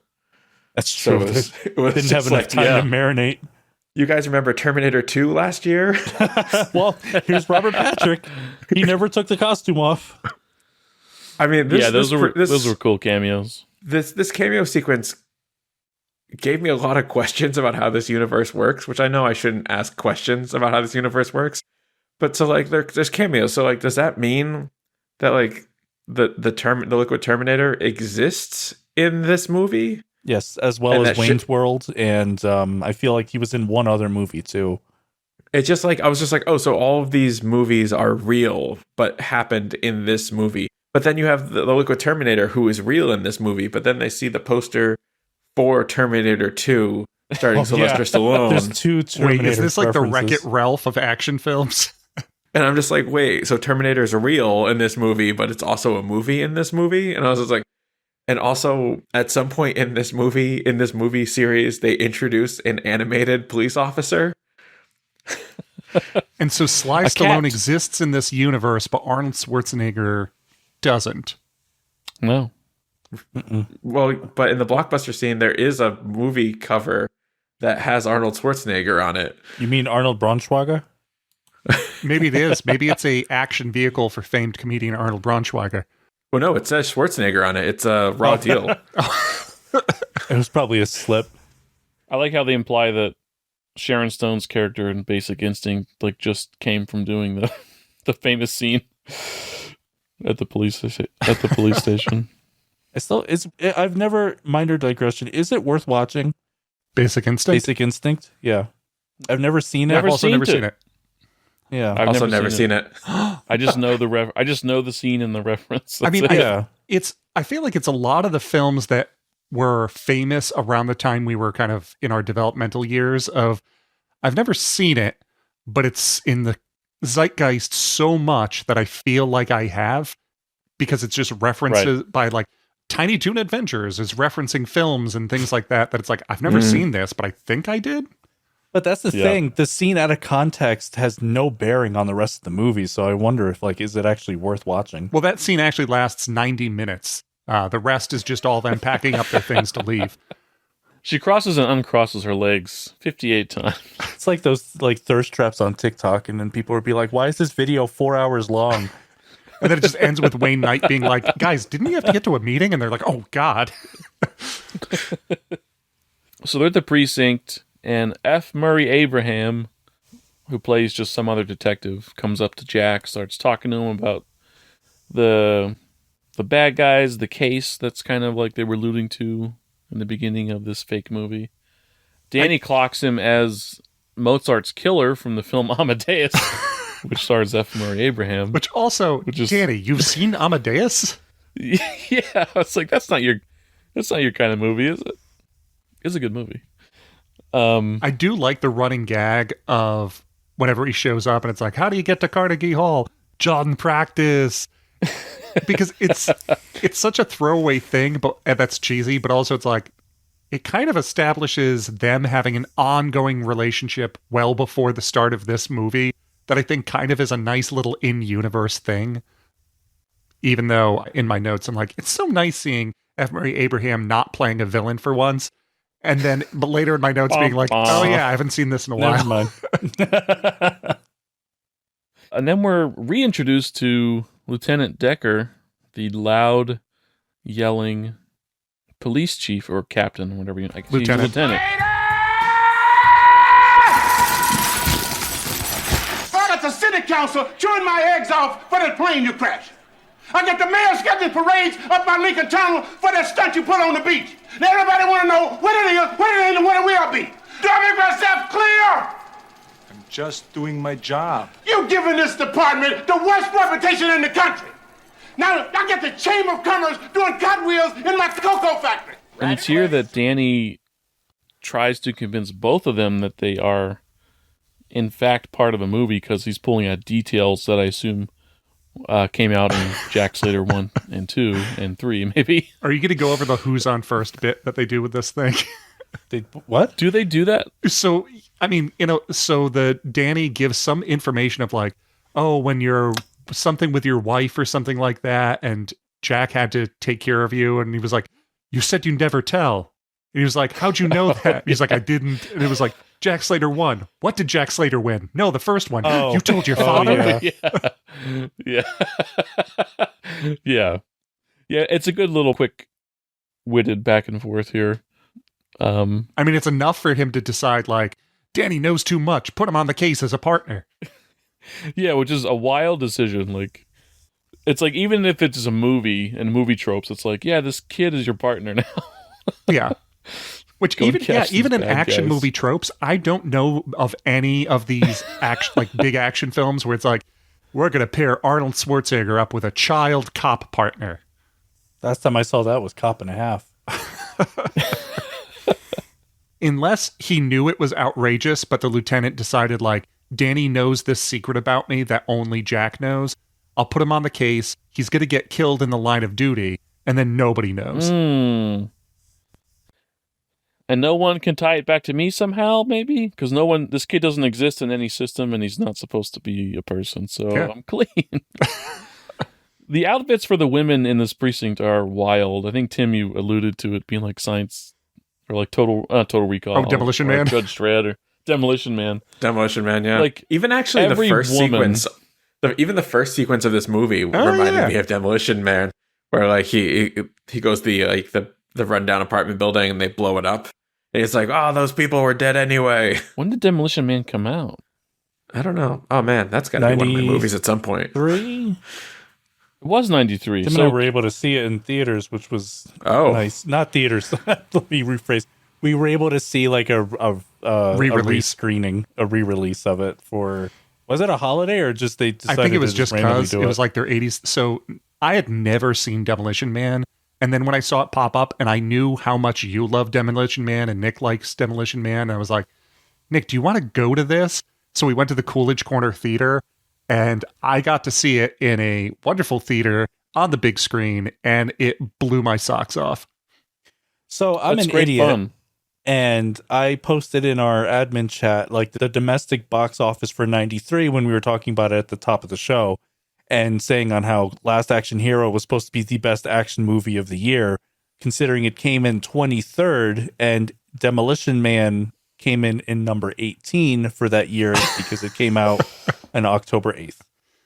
It made 58 million, so 8 million more than Last Action Hero did. Wait, so that means Sly had Demolition Man and Cliffhanger released that same year and do gangbusters? Yep. Mm-hmm. Yeah. Damn. Cliffhanger came out 9th of the year. Jurassic Park, obviously, number 1. Fugitive, number 2. The Firm, 3. Sleepless in Seattle. Mrs. Doubtfire being the top 5. Wow, was 1993? We really need to do like a rule of thirds on what year was the best year for movies. I feel like whenever that comes up, I almost feel like I liken it to like SNL was the best when this is my cast and it was better back then, but it just kind of almost like you remember all the hits and it's almost like every year had the hits. Every cast season has their hits. It's just that you only remember the good ones from long ago.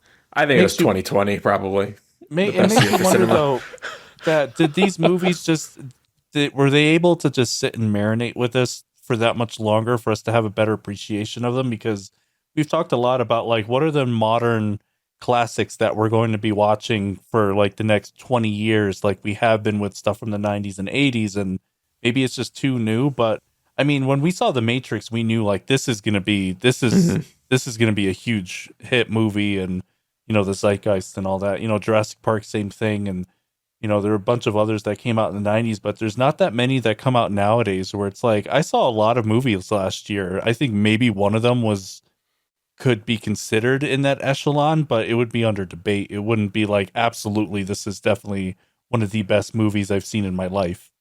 That's kind of funny. I was listening to a podcast the other day, and they made a really funny point about the Avatar movies, about how while they're wildly financially successful, like, can any of you even name one of the main characters? Well, I like the movies a lot, but the Avatar movies? Jake? Yeah. Well, the first one. There's Jake and Neytiri, and then that's it. I can't really name the bad guy. I can't name Stephen Lang. Yeah. Well, I know Giovanni the actor's Ribisi. name. I know their names, but like I don't they know played themselves. I don't know actually like the name of their characters in the movie, or like the guy that he was in Grandma's Boy. He played like the goth robot guy. Norm. I think that was his name in the movie, but Sigourney Weaver. Yeah, obviously Sigourney Weaver. But yeah, I don't know. I remember the name of the mineral. Unobtainium. So dumb. So dumb.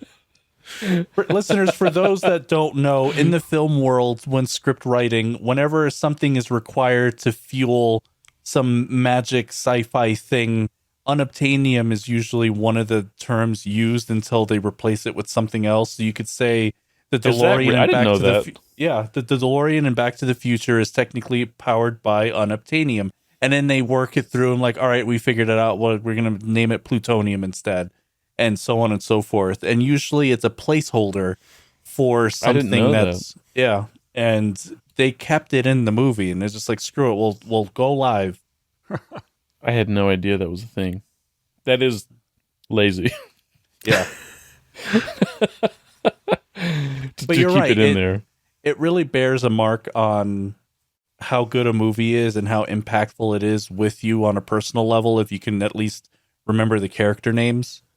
I wonder also if it's just the reason why we don't have those level of films now is just since the advent of streaming culture is everything is being consumed so much quicker, and it's not a case of like, I saw Jurassic Park in theaters, I really want to go back and see it again. I can't wait until like it comes on TV someday. It's just, oh, I saw this. Oh, it's getting a digital release in like 45 days. Oh, I can then just watch it every day I want since then. Like, I think it just doesn't have as much time to sit with us before we just move on to what the next thing is.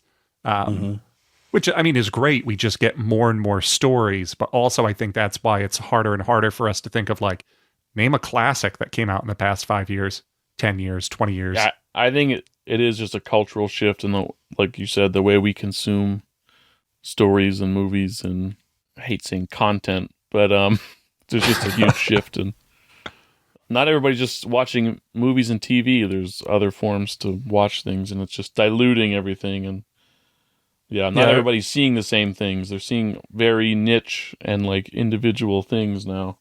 I just watch movies now on TikTok in like 15 to 20 plus parts. Ah, the Quibi method. So, Jack and Danny are partnered up in the first place. Oh, yeah. So, Danny's whole thing is just trying to convince Jack that this is a movie because everybody in the movie world doesn't know that it's a movie. So, they head to Blockbuster, logically, and Danny's going to point out an Arnold Schwarzenegger movie there and prove to him that he is in a movie world. And they get there. This is like a cool... I mean, I guess most blockbusters look like this, but it is kind of a cool little capsule. It's a really cool one. This actually looks kind of like the one they use in Scream. It might have been the same one. Scream was based in L.A., right? So it's a good chance. Or no, it wasn't based in L.A. Or was it? It might have been. I remember. Or was it like a Midwest setting? Woodsboro. Yeah, I don't know. In any case, they probably shot it in L.A. and it's staffed by supermodel, I guess, Angie Everhart. She was more of a supermodel as opposed to an actress, right? She just had a couple roles maybe here and there. She was in Bordello of Blood. Yeah, that's all I remember. In any case, Danny's pointing out that trope, like every single, what are all the, regular looking people? Everybody here is a beautiful model. Like that made me laugh. That's what they do in movies. It's like, hey, don't you realize something wrong with this entire thing?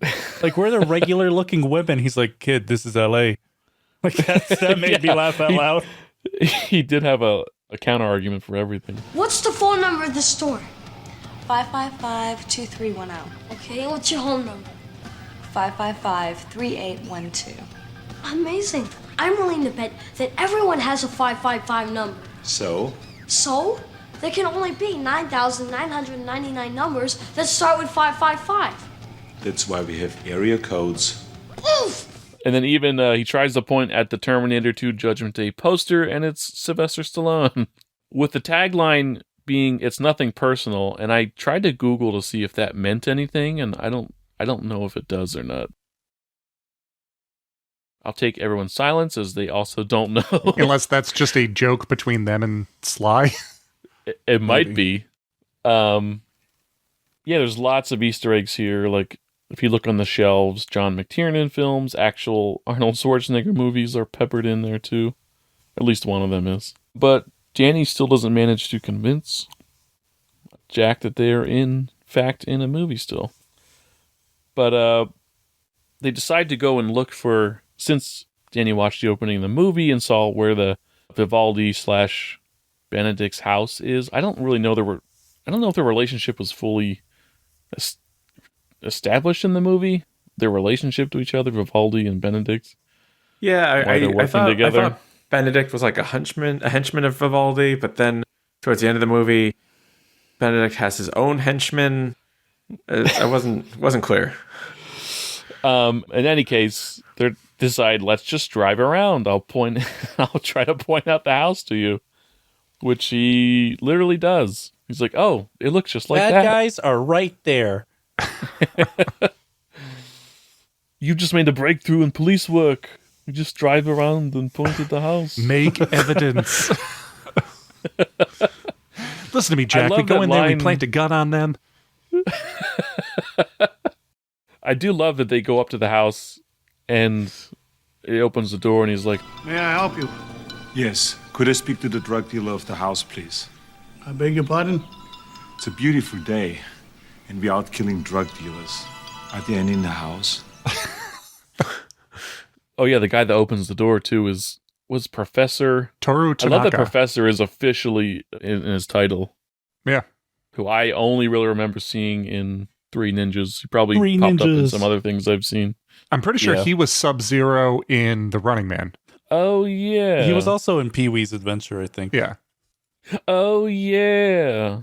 Which makes sense that so many different, like, not major actors, but just like character actors and bit actors, or like the traditional quote unquote like henchman actors, get loaded into this film just because it's all the crowd they work with. Like, it's Arnold Schwarzenegger, it's John McTiernan. Like, I'm sure they want to get their buddies a paycheck and a hot meal kind of thing. But also, they're so important to the genre. How do you make this movie without putting in all of the nameless henchmen that are made Die Hard That are great? used time and time again. Yeah. Get them another paycheck. They're the ones putting in the work. But Charles Dance then comes to the door. He's wearing sunglasses. Oh, by the way, he's got a glass eye. His left eye is missing, and he puts fake ones in there. And that's how Danny is trying to identify him. But he comes to the door wearing sunglasses, so Slater can't see that. I like the little standoff that he has there. Charles Dance is like, "Do you have any questions for me?" Yeah. 2 of them. Why am I wasting time on a dime-store putz like you? I could be doing something much more dangerous, like rearranging my sock drawers. And 2, how exactly are you gonna snap your fingers after I rip off both of your thumbs? Well, I like the first thing when Benedict shows up to the front door and he's like, "Are you a henchman?" He's like, "No, I only go as far as lackey." Benedict does just come out and outright threaten him, even though he knows he's a police officer. He summons his 6 Rottweilers, who he shows are very obedient when he snaps his fingers, and they're in a pyramid pose. Just like really, this movie does go wacky at points. Like it really stretches it's like bend don't break, like your kind of I guess tone in comedic sense. Like it really does get wacky, because that feels Obviously, like something out of like Loaded Weapon character. or yeah. The dogs forming up into a pyramid is a little zany. That made me laugh. The movie plays itself so seriously, and then every now and then it really does like low-hanging fruit jokes, and it's just not expected.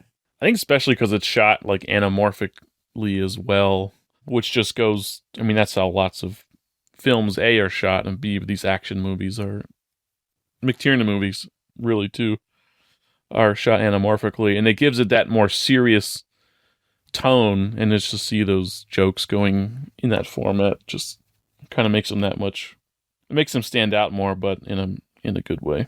So Slater does actually finally press him to pull down his sunglasses to try to prove the glass eye theory, and lo and behold, he's got a glass eye, and it's a smiley face, but not the bullseye that Danny said it was before. So that, for some reason, doesn't convince him. I mean, yeah. I mean, that's the equivalent of like, well, you said he was wearing a red shirt the day he did this. You're right. So they're afraid now because Slater's onto them. Vivaldi being.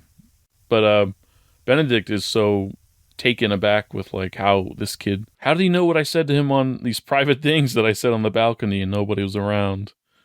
While Danny's trying to play it off as microphones and cameras. But Benedict is like, I'm going to get to the bottom of what this kid is. I like how he probably goes immediately to like magic as opposed to like, there's a rat in our organization. It is like, it's almost a trope where it's like people take so long to finally get proof of like this realization. It's like, and he just jumps like, no, there's something else going on here. He has a ticket from the devil. You see him go to his bedroom and he takes out like tarot cards and just starts doing readings. He just divines his way to the ending. Danny's projectionist friend, Nick, is the literal devil incarnate. And I believe he is issuing magical cinema tickets, most likely procured from a famous illusionist, such as Houdini. I'm certain of it. He's into the occult. Okay, so this isn't foreign to him. Meanwhile, Danny and Slater end up back at... I thought this was Slater's house at first, but I guess it's his ex-wife's place? Yeah. Or is it... Because, like... Oh, that's right, because Danny's kind of like saying... He's convinced that the actress that plays his ex-wife is not going to be there because she's not in the credits of the movie, and he keeps repeating that. Which is stupid, because even as an avid film goer, she may not be top billed, but she still could be in the movie.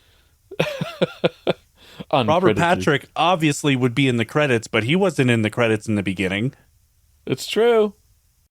Instead, when Danny opens the door, Bridget Wilson jumps out, somersaults down, and kisses him. She doesn't somersault, but it's really wild that she just kisses him as soon as he opens the door. And I was really confused at first, and I was like, are we going to get an explanation? And they finally do explain it, and it's kind of part of a joke later on, but... It's not a good explanation, though. No. Well, I mean, don't forget, it's a movie. So... It is a movie, but it was so strange, and then... I guess it's like not a hazing thing, but like that's one hell of a hazing thing. He's supposed to be a freshman. He's like a freshman, and she was supposed to kiss him. I don't remember the reason, but I know that they explained it.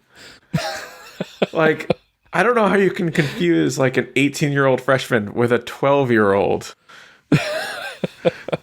Also, my first note is just saying, no wonder this is Dean's pick. Because of Bridget? Sonya Blade answers the door. His look I honestly forgot she was in this movie. His reaction would have been my exact same one if I was kissed by her at that time in my life. Without hesitation. Without hesitation. Yo, she's on site with me, just kissing, that is. Yeah, so that's apparently his daughter who drives that big-ass Bronco or whatever it is with the flames painted on it. I think later on he laments that she's like not a normal teenager and just wishes she would be. Well, and like, I mean, what'd she say? Like disassembling an AK-47 instead of going to prom. I do like we'll get into it a bit later, but I do like that scene when he's in was it like the apartment they rent or Jack's apartment? And he just kind of sits on the bed and just laments the whole thing about like, my ex-wife hates me, like she's happy without me. My daughter, like I just want her to be normal. And it's kind of goes back to what we were talking about before, that it feels like he's so much stiffer in the beginning of this movie and then slowly becomes more of a person by the end of it. And I don't know if that was intentional, of like the more time he spends with real people, the more he actually like interacts like a person, and instead of just like one-liners and non sequiturs. Yes, real. I think that's intentional. I think absolutely it is. I think because she plays Sonya Blade, and at a young age when you're looking at Sonya Blade and you're like, oh, she's like 32, but she probably was like 20. Something like a lot younger than that. It's weird seeing her like play his daughter in this movie, even though that's probably realistic, even though he would have been, I don't know, probably pretty young when I don't know. She looks like she's older. She's 51 now.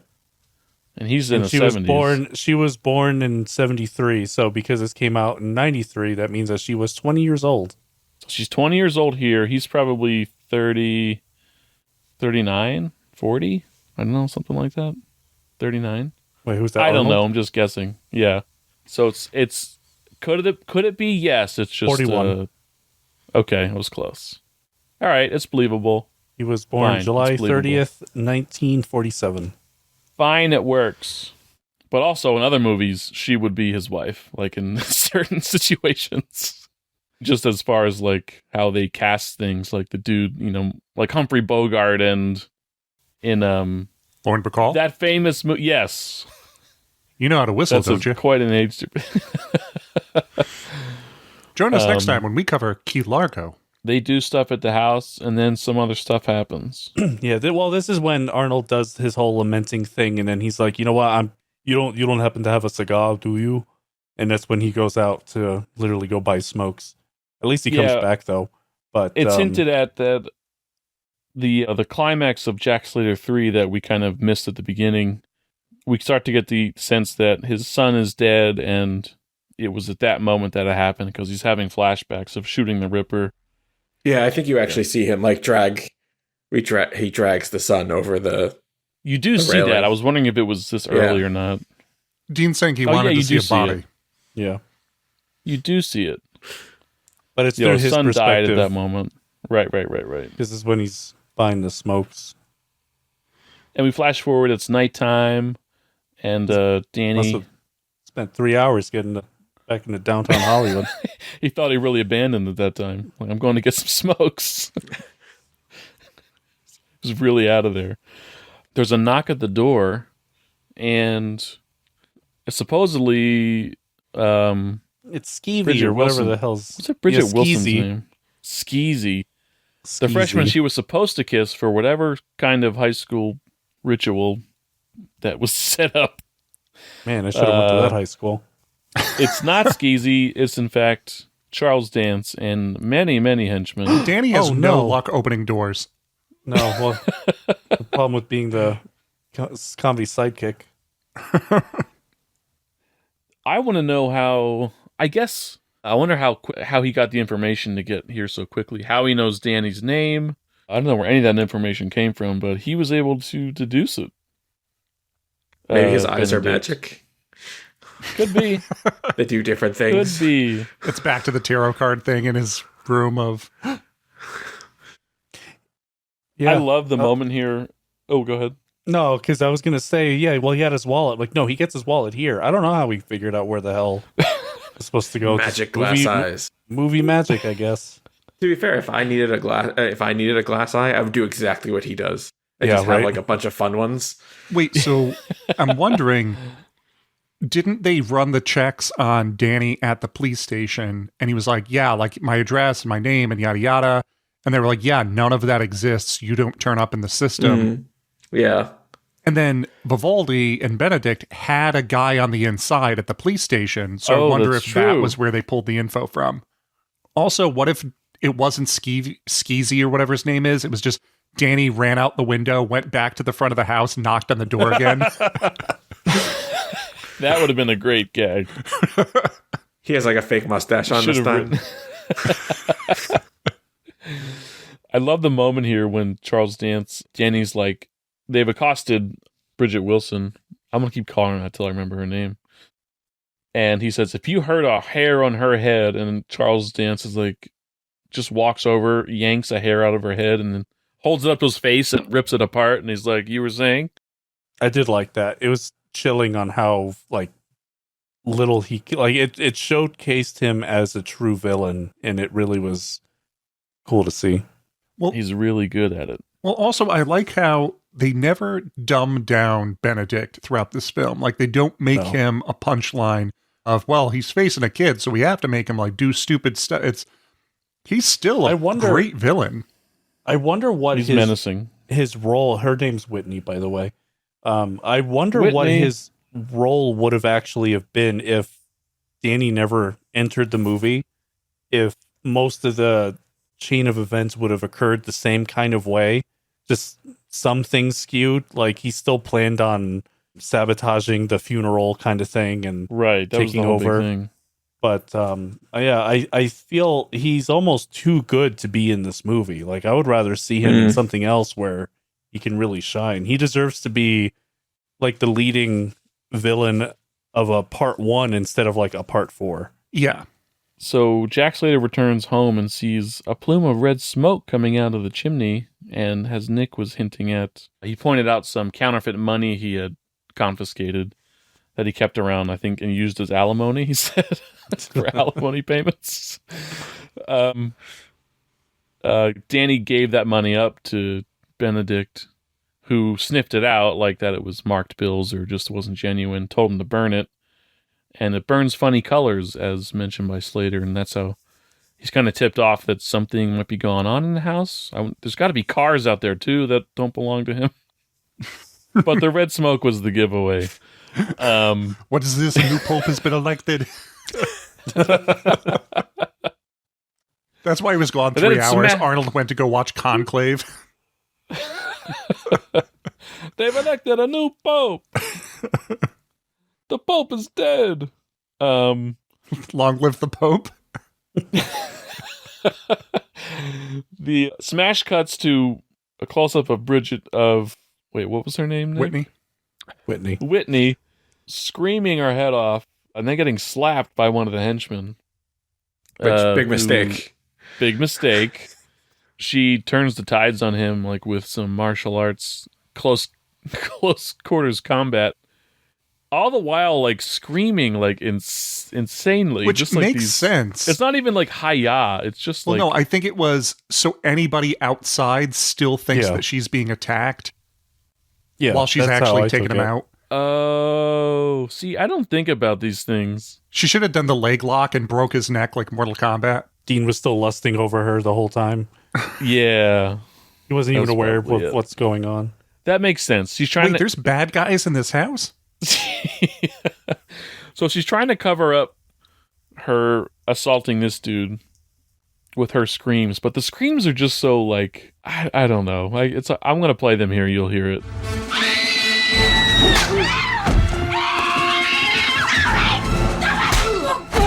Big mistake.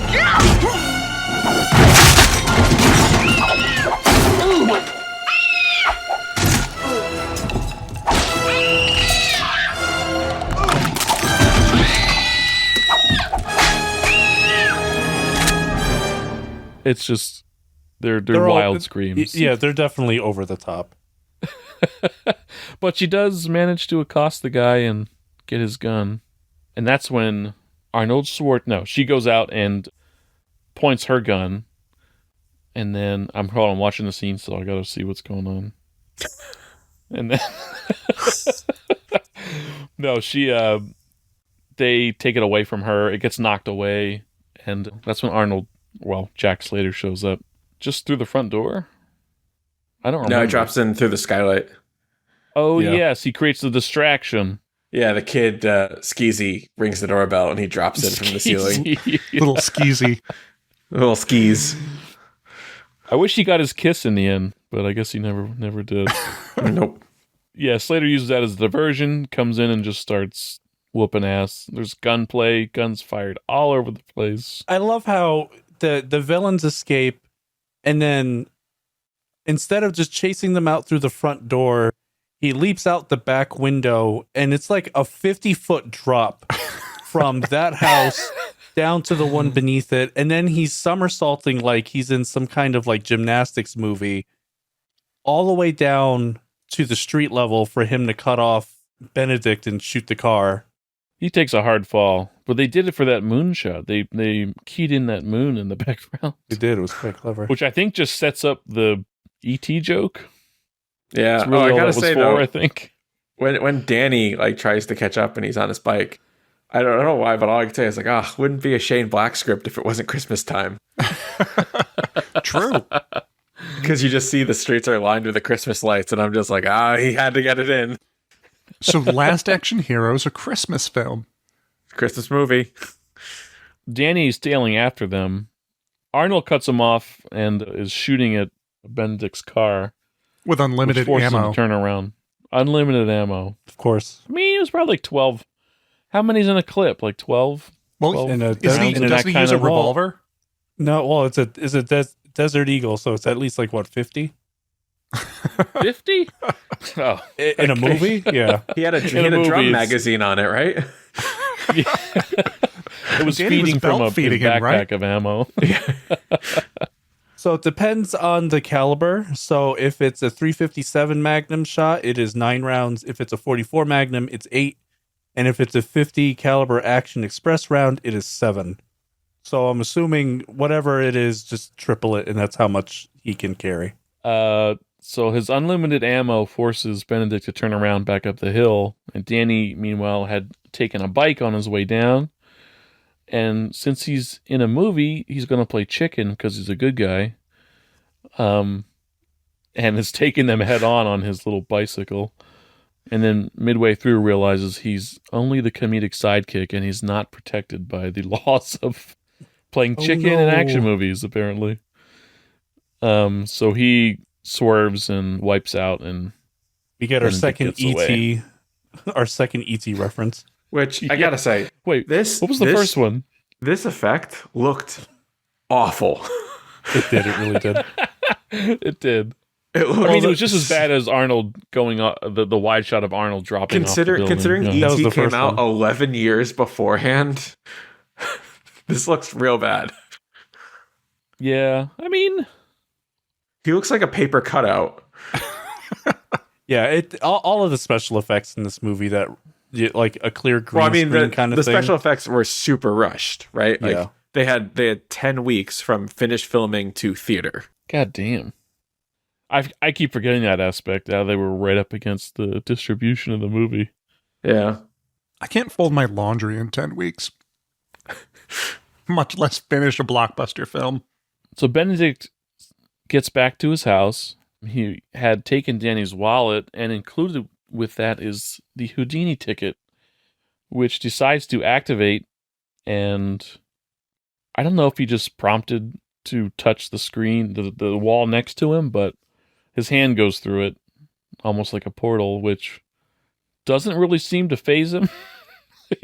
But he is like a cool, calm, collected villain. Holy shit, a fucking portal to the real world. Yeah. Yeah, he's really too smart for this movie. And the fact that he knew exactly kind of what it was about really impressed me. I mean, there's that well-timed, as right after he does it, like the Twilight Zone is playing with on a slow television, zoom. the theme. Yeah, the theme kicks in. Such a good scene. Obviously, he realized he's found something that might lead to Danny's knowledge of the situation. And then Danny tries to get Slater to break the PG-13 rating by having him say the F word. So, joke's on him, though, because the F-bomb is... How many times can you drop the F-bomb in a PG-13? Just one, right? Just once. Just one? Okay, so... And it was can't already be sexual used- in nature. It was already used then by the captain, because he says he drops one, but it's so hard to That's hear. the thing.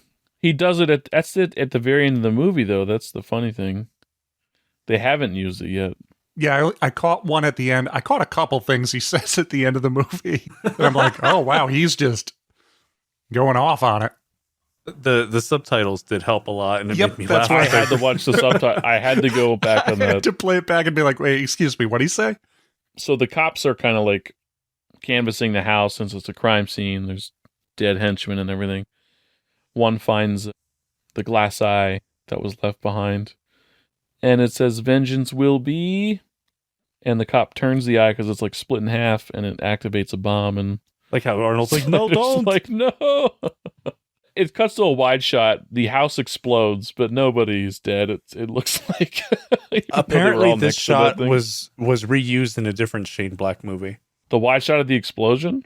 Yes. Interesting. I don't know if I've ever... Well, I guess I've heard of maybe, B-roll and stuff being... I'd be curious to know which one it was used in. But we cut to back to the captain's office. Either his windows are freshly shattered or they're still shattered from before from his yelling. But he's just incoherently going on like a tirade, and literal smoke was starting to come out of his ears. Yeah, that really felt like a scene out of like Airplane. Like I don't know, it felt a little out of place to me, where just like it went so zany that it was just like, okay. This feels in line with the snap the fingers and the dogs line up thing. Yeah, it's that level of rubber banding for sure. I'll probably edit this out, but I have to point out there's a shot of a guy standing in front of the precinct. Not Bogey. Bogey is there. Wow, I didn't know that was Bogey. Mm-hmm.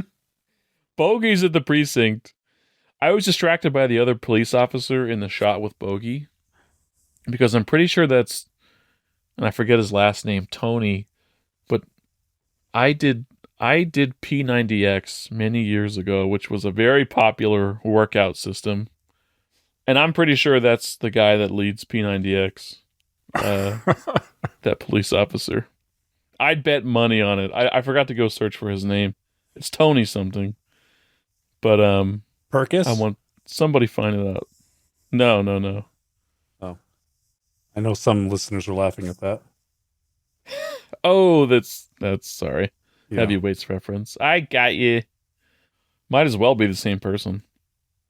Back at the precinct, L. Murray Abraham shows back up.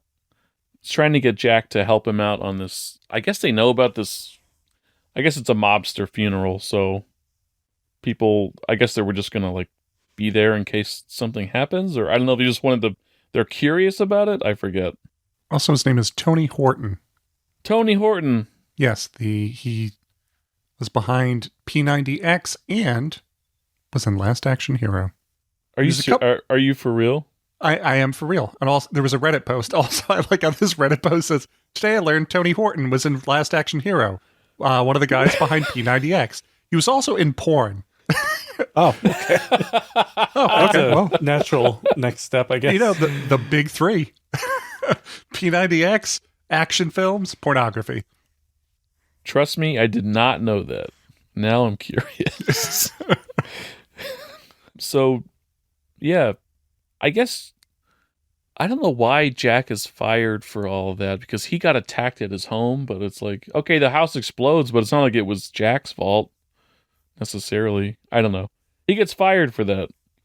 And then we go to his actual apartment, which looks like he never actually moved into it. There's zero furniture, which maybe is that playing on a trope of like, just the cop has just, I guess they usually have like shit apartments and like nothing to them. Yeah, because it's always like work is their life. At the same time, I wonder too that I don't think maybe this would have been in the movie, so to speak. And yeah, they never show his apartment. Yeah. So it was just a quick thing, and that's why he's got literally nothing in it, but I don't know. You're right. This could have been, with them adding scenes and shit, this could have just been like an additional scene. Because I like how he has like 15 guns, all the same exact pairs of clothing, the boots, everything. It's a cartoon joke. I wouldn't be surprised if you open the fridge and there's nothing. Just like a single Chinese container and that's it. It is a great gag that he shoots. He just, without question, just shoots through the closet. He's like, there's always somebody in there. How do you know there's a guy in there? There's always somebody there. Yeah. The way that the guns, the handguns are just hanging on awkwardly on a like a bar doll inside of his closet. It's a pretty good joke. But yeah, this is kind of the midpoint. Arnold's down on his luck. He thinks his ex-wife hates him, and his daughter's not normal. His daughter's wild. Well, I mean, this is the scene though when we find out that his ex-wife doesn't call him every day, and he like hired someone to call the precinct to pretend to be his ex-wife, so his coworkers think he still has a life. Right, it's a wild detail, and he still puts like the phone down and like with his, with the recording. His recording. Yeah. It's like, oh, that's sad. That's real. Real depressing. Not only does he want the precinct to think he still has a life, he wants to think that he still has a life, and he doesn't respect his wife. It is really playing on a lot of like cop tropes, cop movie kind of ideas. I don't know why he surmises it, but he comes to the conclusion that there's some random information that a nerve gas was stolen from a military or some kind of installation. And He just knew. He just knew about it. Yeah, I don't know where that information. The local police news happenings newsletter, local crimes, and that they just. Danny's like, there's been too many explosions in this movie already, and I guess that was the cue. He's like, well, maybe you know what it is. That gas was stolen. It's going to be put inside this overweight mobster, and he's going to pass gas for the last time.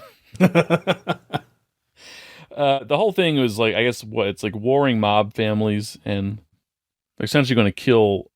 Vivaldi wants to kill all of his rivals or people standing in the way of him controlling everything at this funeral.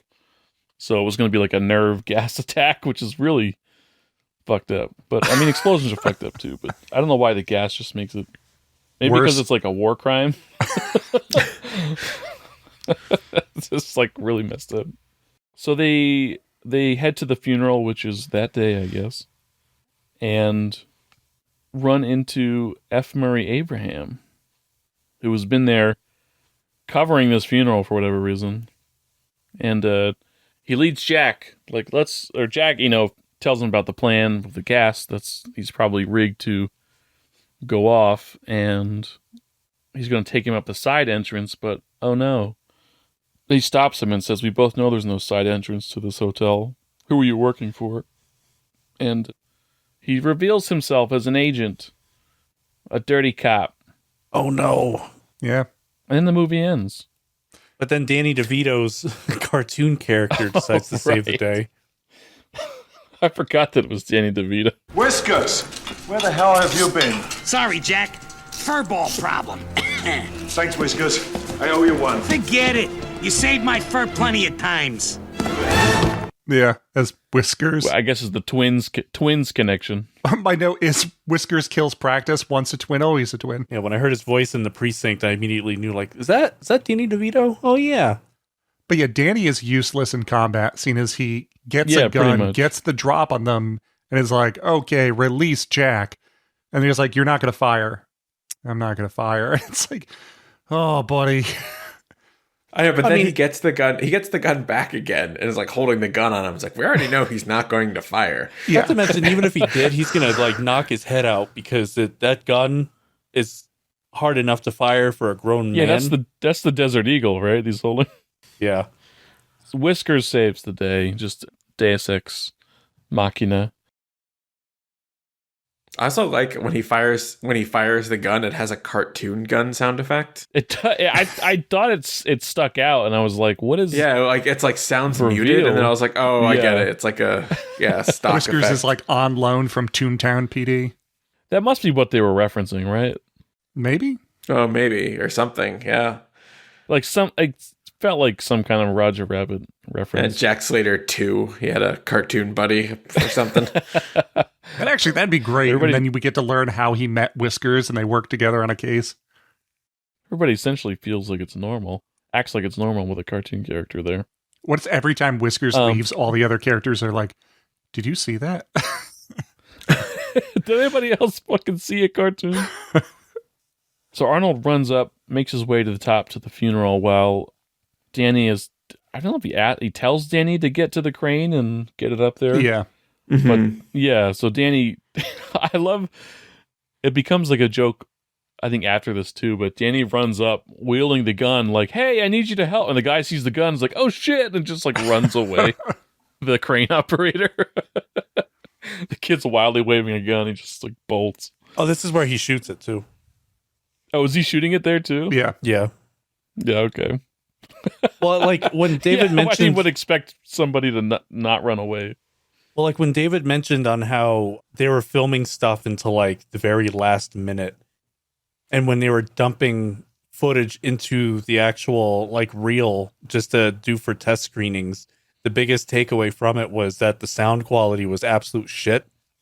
And that kind of is apparent in some of these scenes because the sound mixing isn't what you would normally think. Is when he's firing the gun, you hear it, but it's not front and center like how you normally would in a scene. Maybe like that's why I didn't even notice it. Slater gets to he fakes his way somehow to the front of the well, he does put on a baseball hat. That's true. The ultimate disguise. He's in like the, he's paying respects, everybody paying respects to the deceased. He gets to the front of the line and leans down and is like, "Oh, help me." My God, this man's not dead. It's so dumb, but it works. So good. So he shoulders the corpse to get it out of there. I skipped over the part where Benedict and Vivaldi like activated the that's a joke in of itself. To activate the bomb, he pulled his finger. I love that. So stupid. Yeah, but so he's, it's like a 10-minute timer. Arnold shoulders the body. He's like, I gotta get this guy to a doctor. And a doctor, lo and behold, is there on top of the roof. Who he just assaults. He just assaults with the dead body just to get out of that. Like oh no, the doctor has fainted. And then there's that. So it looks like he's escaping with the body, so people get wise. And there's just that long dolly shot of everybody pulling out guns, including the flying hat nun. Well, every single time he stops, they pull out the guns, and it happens like 2-3 times, and it's just funny to see that kind of a thing. This part is so goofy. It's great. There's like an old woman in a wheelchair pulling out submachine guns. It's really like Naked Gun at that point. It really is level humor. But everybody's packing. Arnold's, trying to jump on the wrecking ball, which by this time Danny has gotten working, and it keeps swinging wildly away from him.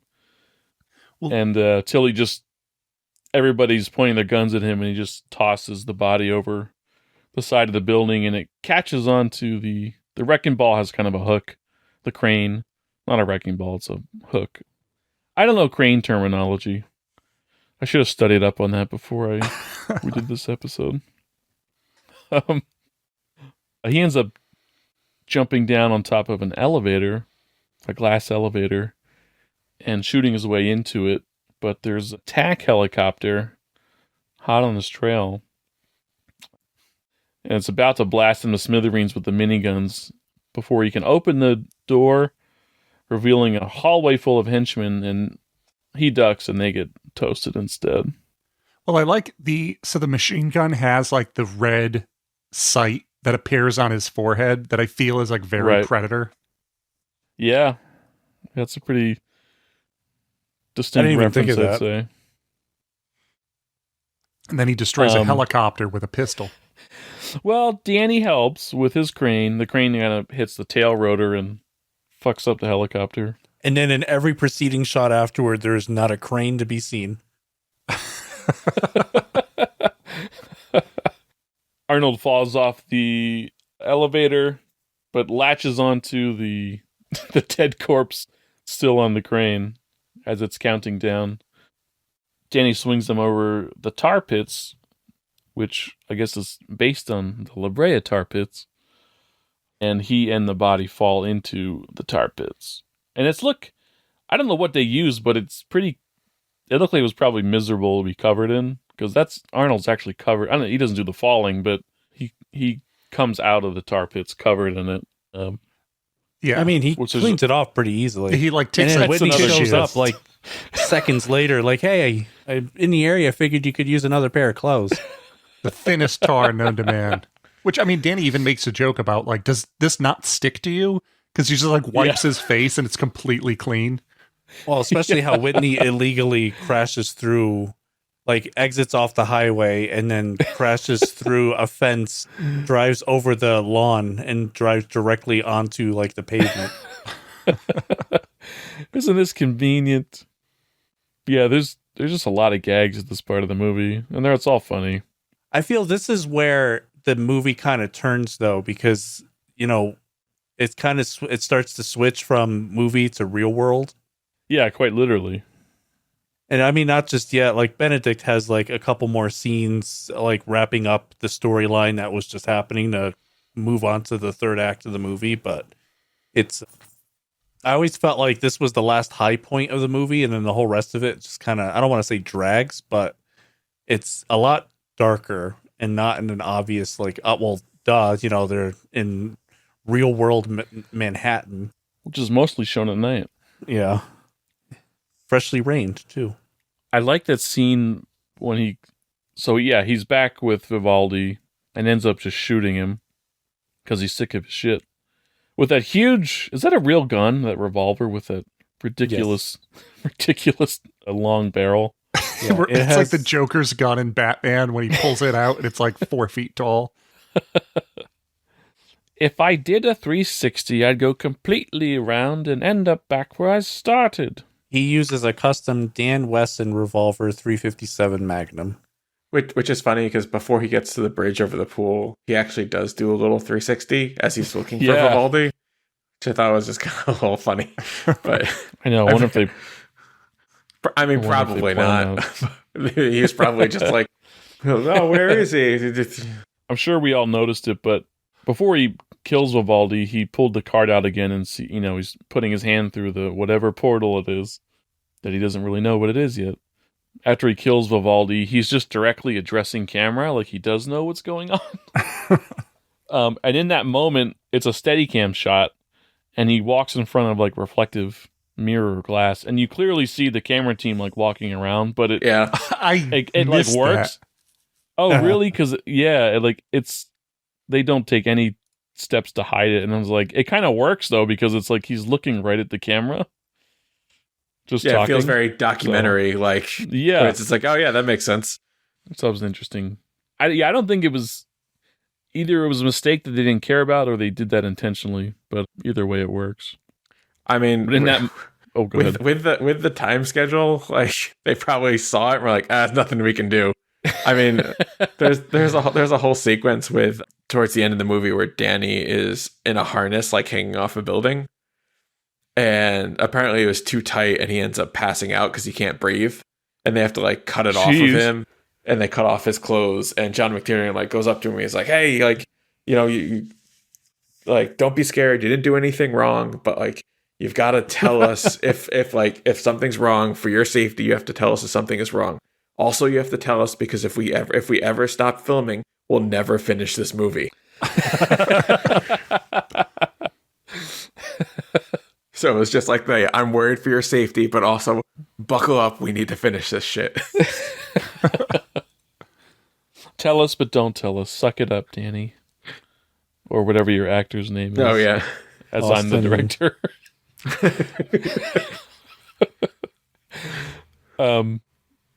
O'Brien. P.S. Shooting around reflective surfaces is one of the most annoying things as a cinematographer.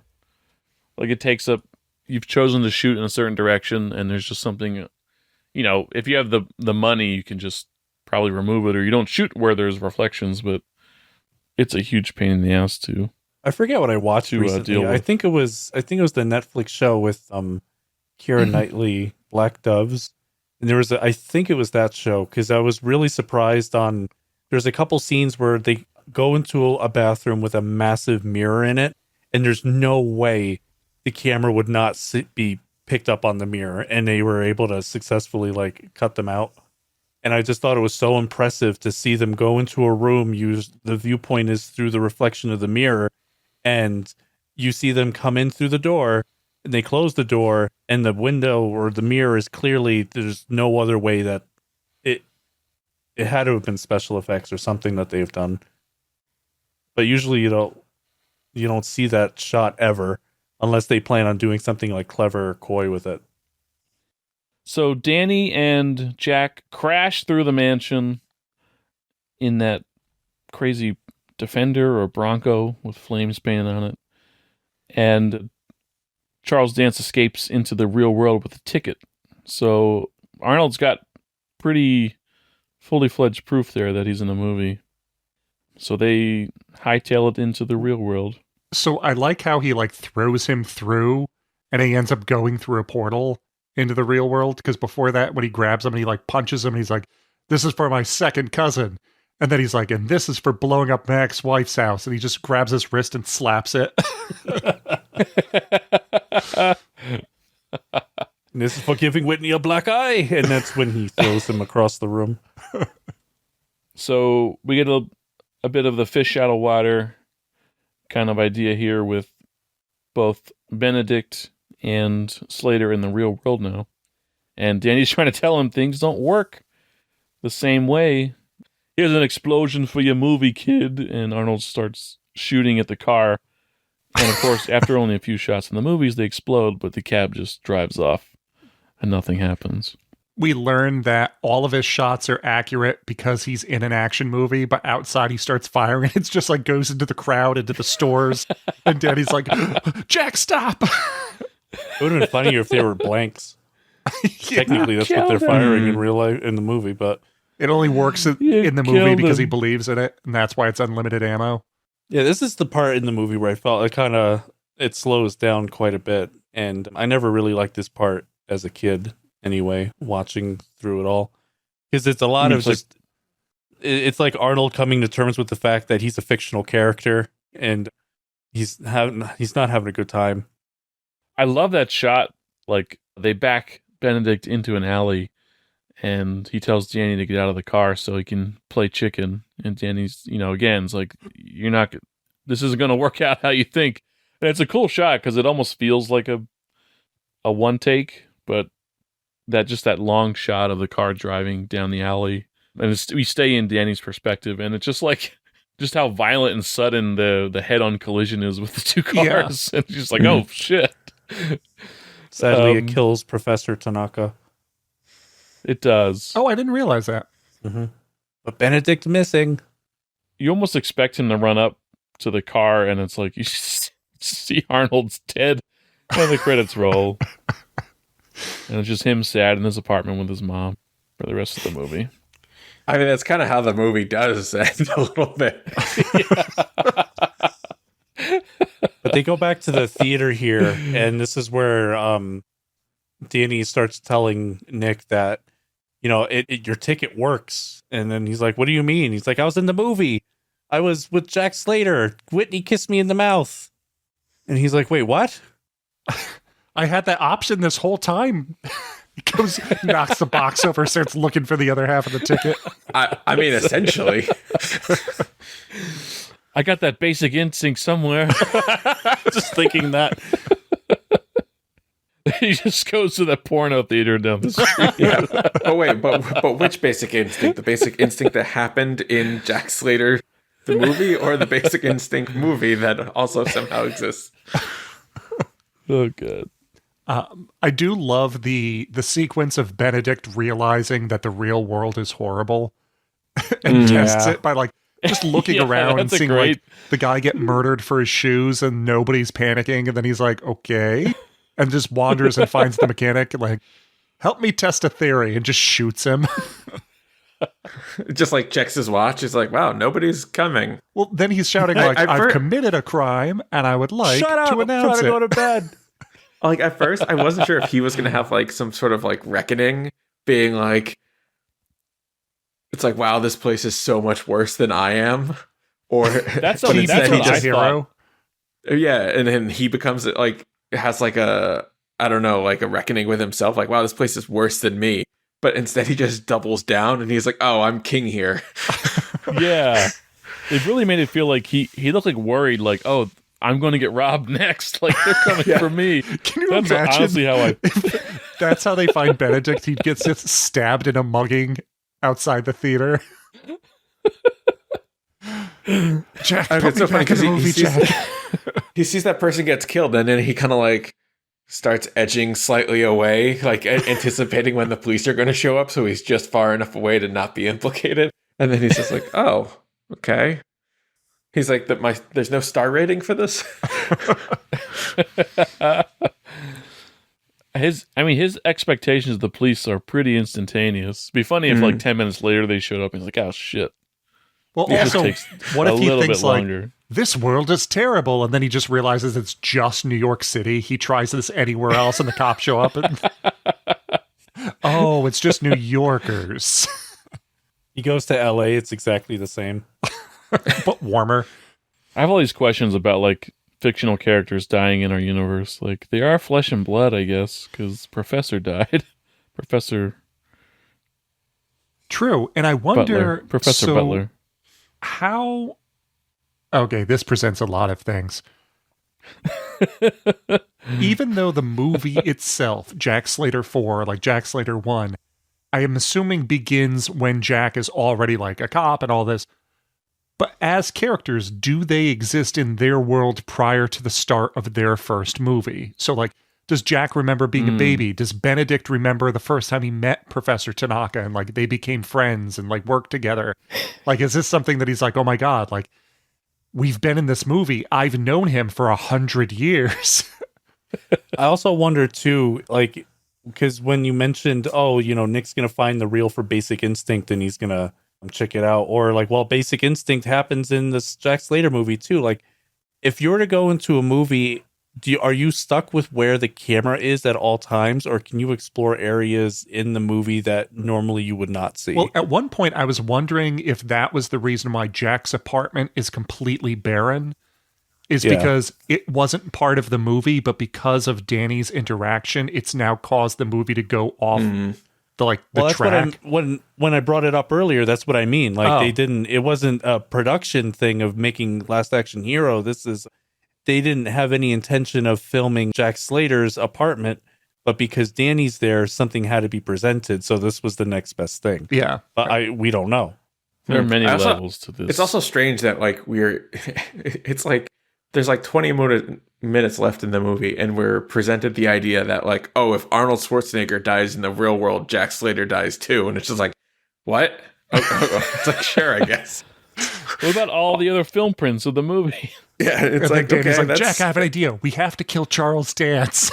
Yeah. I think I don't or like also like or like Professor dies, but like does that mean the actor dies too, or does he gonna get back up in a minute because the actor's still alive? No, I just think of it as like it's just different instances of like a multiverse, and that in this case this multiverse is presented on this film reel. So yeah, he can easily go into like the Lowe's down the street into that movie theater, hop into Jack Slater 4 and do the events all over again. But the problem is this Jack Slater is not going to know what happened because it's a different Jack Slater. I think they were like over complicating the entire thing when it comes to the deaths in the movie, when it's like, not really. I mean, it's not going to, if you kill Arnold Schwarzenegger, yes, but if you kill Jack Slater, it's not really going to do anything. So I think Benedict had the right idea to go for the actor, not the character anymore. This presents so many questions. I know. Because like, okay, so you pull Jack Slater out of the movie. If Nick pulls the reel and looks at the reel, is Jack still in any of the scenes in the film, or does it show him leaving the film at some point? What does the rest of the film do? And the thing is, they're at the premiere watching the movie while Jack Slater is in the audience. Well, it's a different film reel because the one that Nick has is the one that's altered. And when they're escaping the movie theater, the movie's still playing in the background and you can see the truck is just sitting there. Mm-hmm. And if the reel continues... Oh, so you're saying you think it's film by film? Yes. Yeah. Because if Jack Slater died, technically Danny can go into the movie theater down the street where playing the premiere, load into the movie that way, redo the same exact events, because now it's like a Groundhog's Day situation because he knows exactly what's going to happen. I mean, I guess that's the only way it works. Yeah. So you could have like 100 Jack Slaters out on the streets with you. He's saying that, but we know in his head he's thinking, you could have 100 Whitneys. You could go in and learn everything you know about her and woo her with the information. Hey, lady, I'm Skeezy. You don't say. The camera like peeks around the corner. You just see a bloody body in a bush. Just see a pair of Nikes sticking out. I finally learned how to shoot. It has the same close up that's in like in Die Hard, where you see Reginald Val Johnson like shoot the terrorist at the end. This is his realization. So Danny introduces Arnold Braunschweiger. Braunschweiger. Hello, Mrs. Madigan. Arnold Braunschweiger. And they really hit it off. Apparently they talk all night, and I thought it was implied they did more than that, but I don't think they did. No. And apparently his mom doesn't know what Arnold Schwarzenegger looks like. No. Considering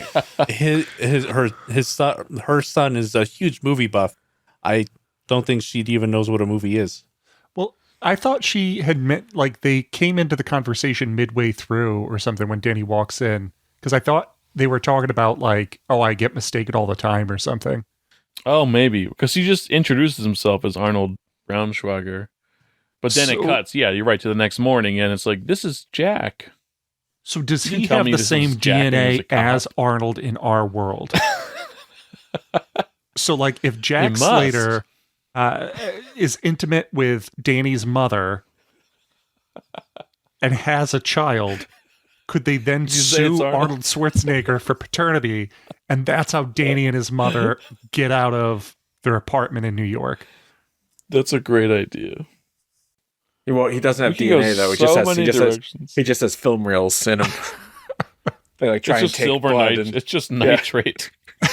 He has to go back in the movie, and the baby disappears, and you're just like, yeah. So Jack Slater is Danny's new dad now, and they play him Mozart, and all the Mozart jokes that references that Danny makes come full circle, and he decides he likes classical Mozart. Yeah, and he's getting mad because it's turning him into a wimp. Which I like how he's growing and Danny is like the one who's against it. Right. Be my big dumb action hero. I like how in the next scene, this is where we see Benedict in like a diner recruiting somebody that he's recently pulled from the movies. But you see him like filling out or like coloring the movie section of the newspaper and figuring out like what movies he can go into to pull recruits. Can you imagine like Dracula, like Friday the 13th? It was wild that he's just sitting there coloring in Dracula like it's a coloring book while he's talking. He's just like off. He's like just sitting there doing. He's just like, I just need a little mindfulness exercise while we have this conversation. Well, the only thing is also around the time that Last Action Hero came out, that means Benedict would be running into the theaters and being like, I was able to get Lawrence Fishburne from What's Love Got to Do With It? And then you're like, oh, okay, well, not the one I'd go with first, but I guess like Tina Turner biopic. Because like the Dracula that he's coloring in is the one with Gary Oldman, so I think that would have been amazing if that would have had Gary Oldman in like the red armor. He goes in and he pulls out like Super Mario Brothers, the cone heads. I was gonna say, knowing his luck, he'd pull out the Gary Oldman like in the full length gown with like the crazy white hair. Yeah, with the armor one, with the butt head. Yeah, the butt head. Definitely that one. I was trying to remember because I knew that somebody came out of the movies, but I couldn't remember until the scene itself happened later with the Seventh Seal. Well, for some reason, remembering back, I thought there was a scene of like him getting not actively getting all the villains, but a scene of him having other henchmen from movies. And it's just that we don't see anything with them. It's mostly just the Ripper and Death. But missed opportunity. Yeah, it is a missed opportunity. I want to know why they're playing so many older movies everywhere. Because after the diner scene, you know, they're looking around the city, and then it's like, how are we going to find him? There's no way in hell we're going to find this guy. There's like 1,000 movie theaters here. And then we see Benedict coming out of a screening of Night of the Living Dead. Like, how the hell they just happen to be playing this like nonchalantly, and then it's like down the street, like it's playing a bunch of older movies. These are like new releases. Night of the Living Dead, I think it's because of the copyright. The theater can just play it willy-nilly. I actually don't know all the Columbia movies. If it's Night of the Living Dead, every time we see the marquee, it says of the Living Dead. So it could be night, could be dawn. They do spot Benedict coming out of the theater, like you said. And this is where Arnold says, Buggle Baby Bumper Butts or whatever that is. Rubber Baby Buggy Bumper. You couldn't have predicted that, could you, Danny? You've seen those movies where they say, make my day, or I'm your worst nightmare. Well, listen to this one.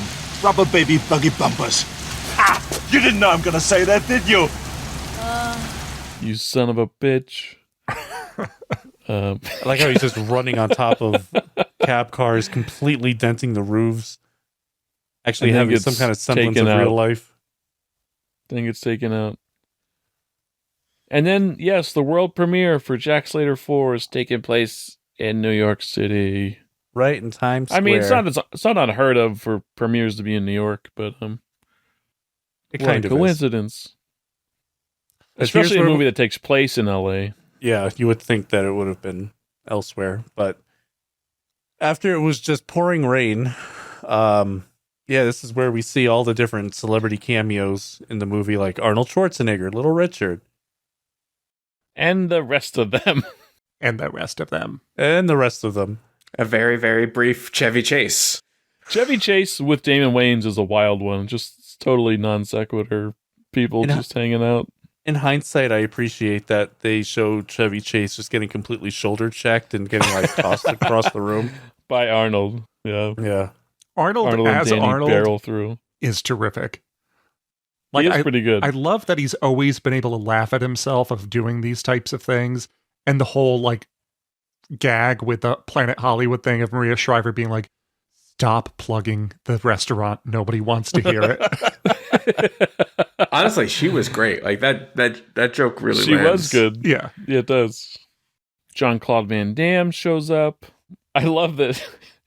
Yeah, when the Ripper shows up to the red carpet, everybody's like, whoa! Like he's, we went all out. Like, it's Tom Noonan. And his agent pulls him aside like, Tom, what the hell are you doing? You're going to get typecast. What's his name? Rick Duckerman or Duckerman? Yeah. I love him. Between like this, Blank Check, The Burbs. He was in Die Hard too, actually. Or sorry, Die Hard also. Die Hard Die Hard Harder? Die Hard 1. When hardest. the FBI agents are like, we need to cut power to the city block, and we're like, we can't do that. And they talk to the guy who's working the thing, just like, I mean, I have my walkie-talkie, and he's like, shut it down now. That's him. I thought he was like in the movie, not like it's just a blink and you miss it. I mean, he has a scene. SAG would think he's in the movie. Jim Belushi with a joke line. What do you think Jack Slater says about America? And do we want to hear it? I don't really want to hear it. I'm not really a big fan of Arnold's. She is, Arnold really turns her on, and I just want to be there when it happens. That's all. Oh, yeah, because they were in a movie together, right? Yeah, they were in Red Heat together, which I don't remember what year it was. Because if that came out before this, that's funnier of him being like, honestly, I don't care for Arnold Schwarzenegger movies. I'm just here for my wife. So we get there's a lot of cross-cutting going back and forth here where with Danny and Slater trying to find a Ripper who they realize is on the loose. And then Ripper putting together his axe, and it's implied that he kills his agent because he's wearing his coat in the next scene, and Danny's kind of tailing him up the stairs. And then Arnold runs into Arnold because Slater's on the balcony right above him and is winding up to throw his axe. So Slater pulls out his gun. He doesn't fire, but he's pointing it. And Arnold the real Arnold, takes it upon himself to run and dive tackle Jack. I'm not sure if that's what he would do in that situation. Which I guess kudos to him for seeing a guy in a theater and being like, I have to stop him. Yeah. They didn't tell me they were doing a stunt. Wow, you are the best lookalike I've ever seen. Yeah, there's kind of a meta joke there where Arnold was laying on top of him. He's like, Call my office. We can get the shopping center opening. Look, I don't really like you, all right? You brought me nothing but pain. saying it to himself. Something meta there. The split screen effect looked pretty good, but when the Arnolds are standing next to each other, but there was just the eye line was just kind of off and a little funky. That's always the hardest part. Like he's like looking up and to the left and whatever, and he's like not quite standing in the right spot. But actually, the compositing was pretty good. Yeah, the keying, you can kind of see it a little bit, but it's not bad. And here we get to our finale where it's a recreation almost, shot for shot, of the original. Shot for shot. Of how the movie started. Ripper's on the roof with Danny holding him Ripper on hostage the roof. in his scary fucking makeup. He just tosses Danny over the side. Just chucks the kid, and then instead of going to battle, Arnold grabs the axe and strikes the power lines, electrocuting the Ripper, who is wearing rubber pumps and gloves. Yeah, Jack with the metal axe doesn't electrocute himself by hitting the lines. I know, pulls the axe out of an active like fuse box. But hey, it worked. Ripper gets roasted. It did work. Ripper. Ripper's roasted. But then the real villain comes back. Benedict is there. He's real, but he's fake. I like the double rooftop standoff. No one's expecting that. No one ever expects a second rooftop standoff. That is subverting expectation. I like the part where he shoots him. Almost shoots him dead. Well, I do like the misdirect of him having the like firing the shot or something, and then he's like, "Oh, you're out of bullets," and he's like, "No, I just kept one empty chamber." The forethought Just to to do fuck that with you. intentionally just to set up the gotcha.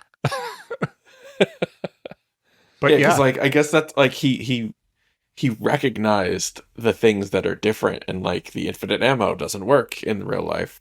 Yeah, but it's really clever. But yeah, old Jax gets shot. I thought Danny was actually crying so hard. I was like, oh shit, he actually did break his arm. I didn't remember that. And then he's just like, nope. I know, that was the thing, like he was crying. I was like, wow, his performance got real bad all of a sudden. And then I was like, oh, all right. Yeah, I didn't think I take that back a little bit. I for a second I'm like, this has got to be fake. There's just no way. I bought it. He got me. So did Benedict, which gave enough time for Danny to take the gun, throw it back to Jack, and Jack to blow Benedict up. Well, Jack comes out of nowhere with a flying kick. He got some fucking air. Oh, Danny does? Back at He's like, Danny, sorry. Danny's like off the top rope, literally, and like onto Benedict. He does a Rey like, he comes out of Mysterio nowhere. and just wraps and swings around Benedict. Watch that shot again. He like, it's kind of crazy, like the implied air that he gets to drop kick him. But it works. Yeah, it does work. I like how he's always wearing a glass eye that has an explosive in it. Because Arnold goes for the headshot and he specifically shoots his eye out. But in doing so, he blows up. And then Danny realizes, oh no, the movie ticket, he had it. But we don't know that the movie ticket flew down to the ground. And this is where it decides to do like One Ring level bullshit. And another movie theater is playing Ingmar Bergman's Seventh Seal, and it's during the scene where, you know, Death is playing chess, and Death realizes, hey, wait a minute, I can leave, and then he does, and it freaks. I like how it freaks the entire audience out. People are like screaming, like, "Oh my god!" Yeah, I mean his scythe is like 8 feet, or 20 feet long, coming out of the screen. I'd be like, this is the best movie I've ever seen. He does seem to be acting as maybe Death, quote unquote, would, but he does touch somebody, and I wonder, was that guy going to die anyway? Because he's respecting his rules about like, oh, you're not on my lists, and oh, you're not going to die till your grandfather. He's not just touching people willy nilly. He walks by and grabs the other guy. Then why'd you kill him? I don't like cops. Oh, okay, well. I have priors. I can't go back. I like how stop me, because after that whole thing where he comes out, I like the bit where Danny's like, we need a like, it's so stupid. It's that same trope of like, hello 911. Yes, there's a werewolf in my house. You guys need to come immediately. And even though there really is a werewolf in the guy's house, the cops are going to be like, yeah, sure, no crank calls. So he's like pleading them, like, we got to bring him back where this is just going to be a flesh wound. And the guys are just looking at him like, this kid's fucking crazy. And then I like how he takes out the gun, and then they stop the car. Scrambles. And everyone scrambles like, God, they always run away. Like, yeah, dude, this is real life. And then they save him.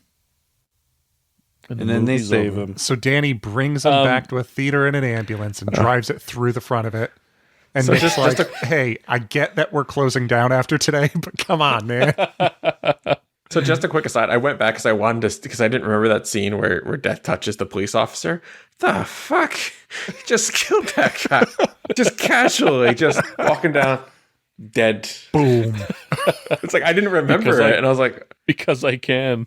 He just walks by and he's just like, both hands out, like you just want to raise high fives. And everybody's like, oh, okay. And they're just all falling. Well, not to mention he's dressed in a black cloak walking down the street with a fucking scythe the size of him. And the cop isn't saying anything like, dude, no wonder why he killed you. Yeah, right. It isn't like he's Meet Joe Black. Like, it's pretty obvious. And there's two cops, too. It's not just one. Just imagine him walking like Ezio in Assassin's Creed through a crowd, just like touching everybody's shoulder. Oh, I thought you meant jumping off a building into a pile of hay. He does the leap. He walks out from the theater and you're like, oh, cool. Then it cuts back to him. He's just doing the leap of faith off a building. His eagle noises. Or hawk noises. They crash through Nick's theater. Yeah. Rushes him down to the screen, and Death is hot on the trail. I don't know why he's headed for Jack or why he's headed to them at all, but I wonder if it's because for Nick. Well, yeah, doesn't he say he's just curious? He's like, he probably saw an ambulance go through the front of this building and was like, there's gotta be some dead people. Dude, it's a literal ambulance chaser.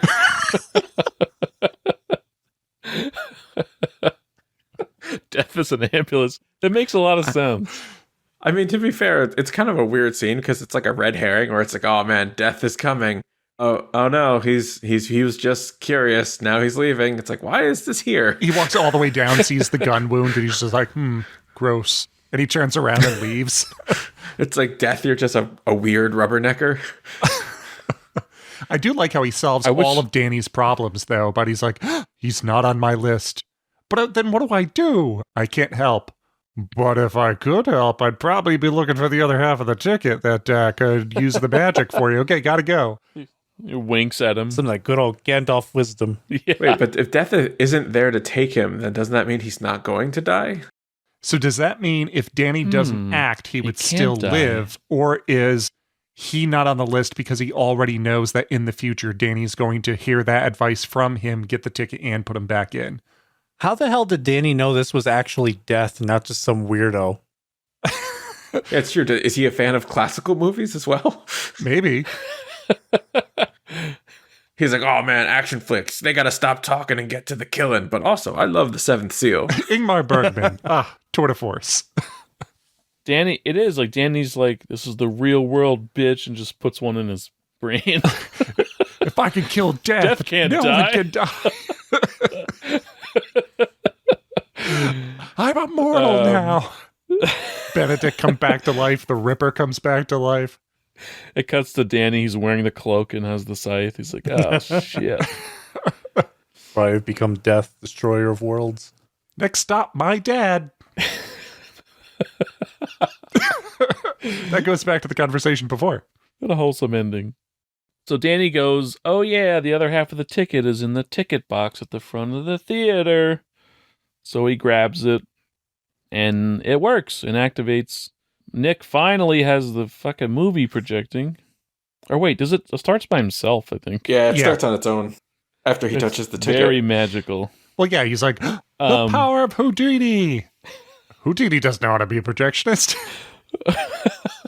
It's weirder how he's still holding the reel, and it's going on its own. Starts playing the wrong movie. He accidentally throws him into Jurassic Park. I love that. Oh, go ahead. I would use the ticket to go into Jurassic Park, knowing exactly how it would play out. I don't care. Yeah, I I'd would 1,000% would do it. Yeah, me too. So when everything gets tough in the raptor scene, what's his name?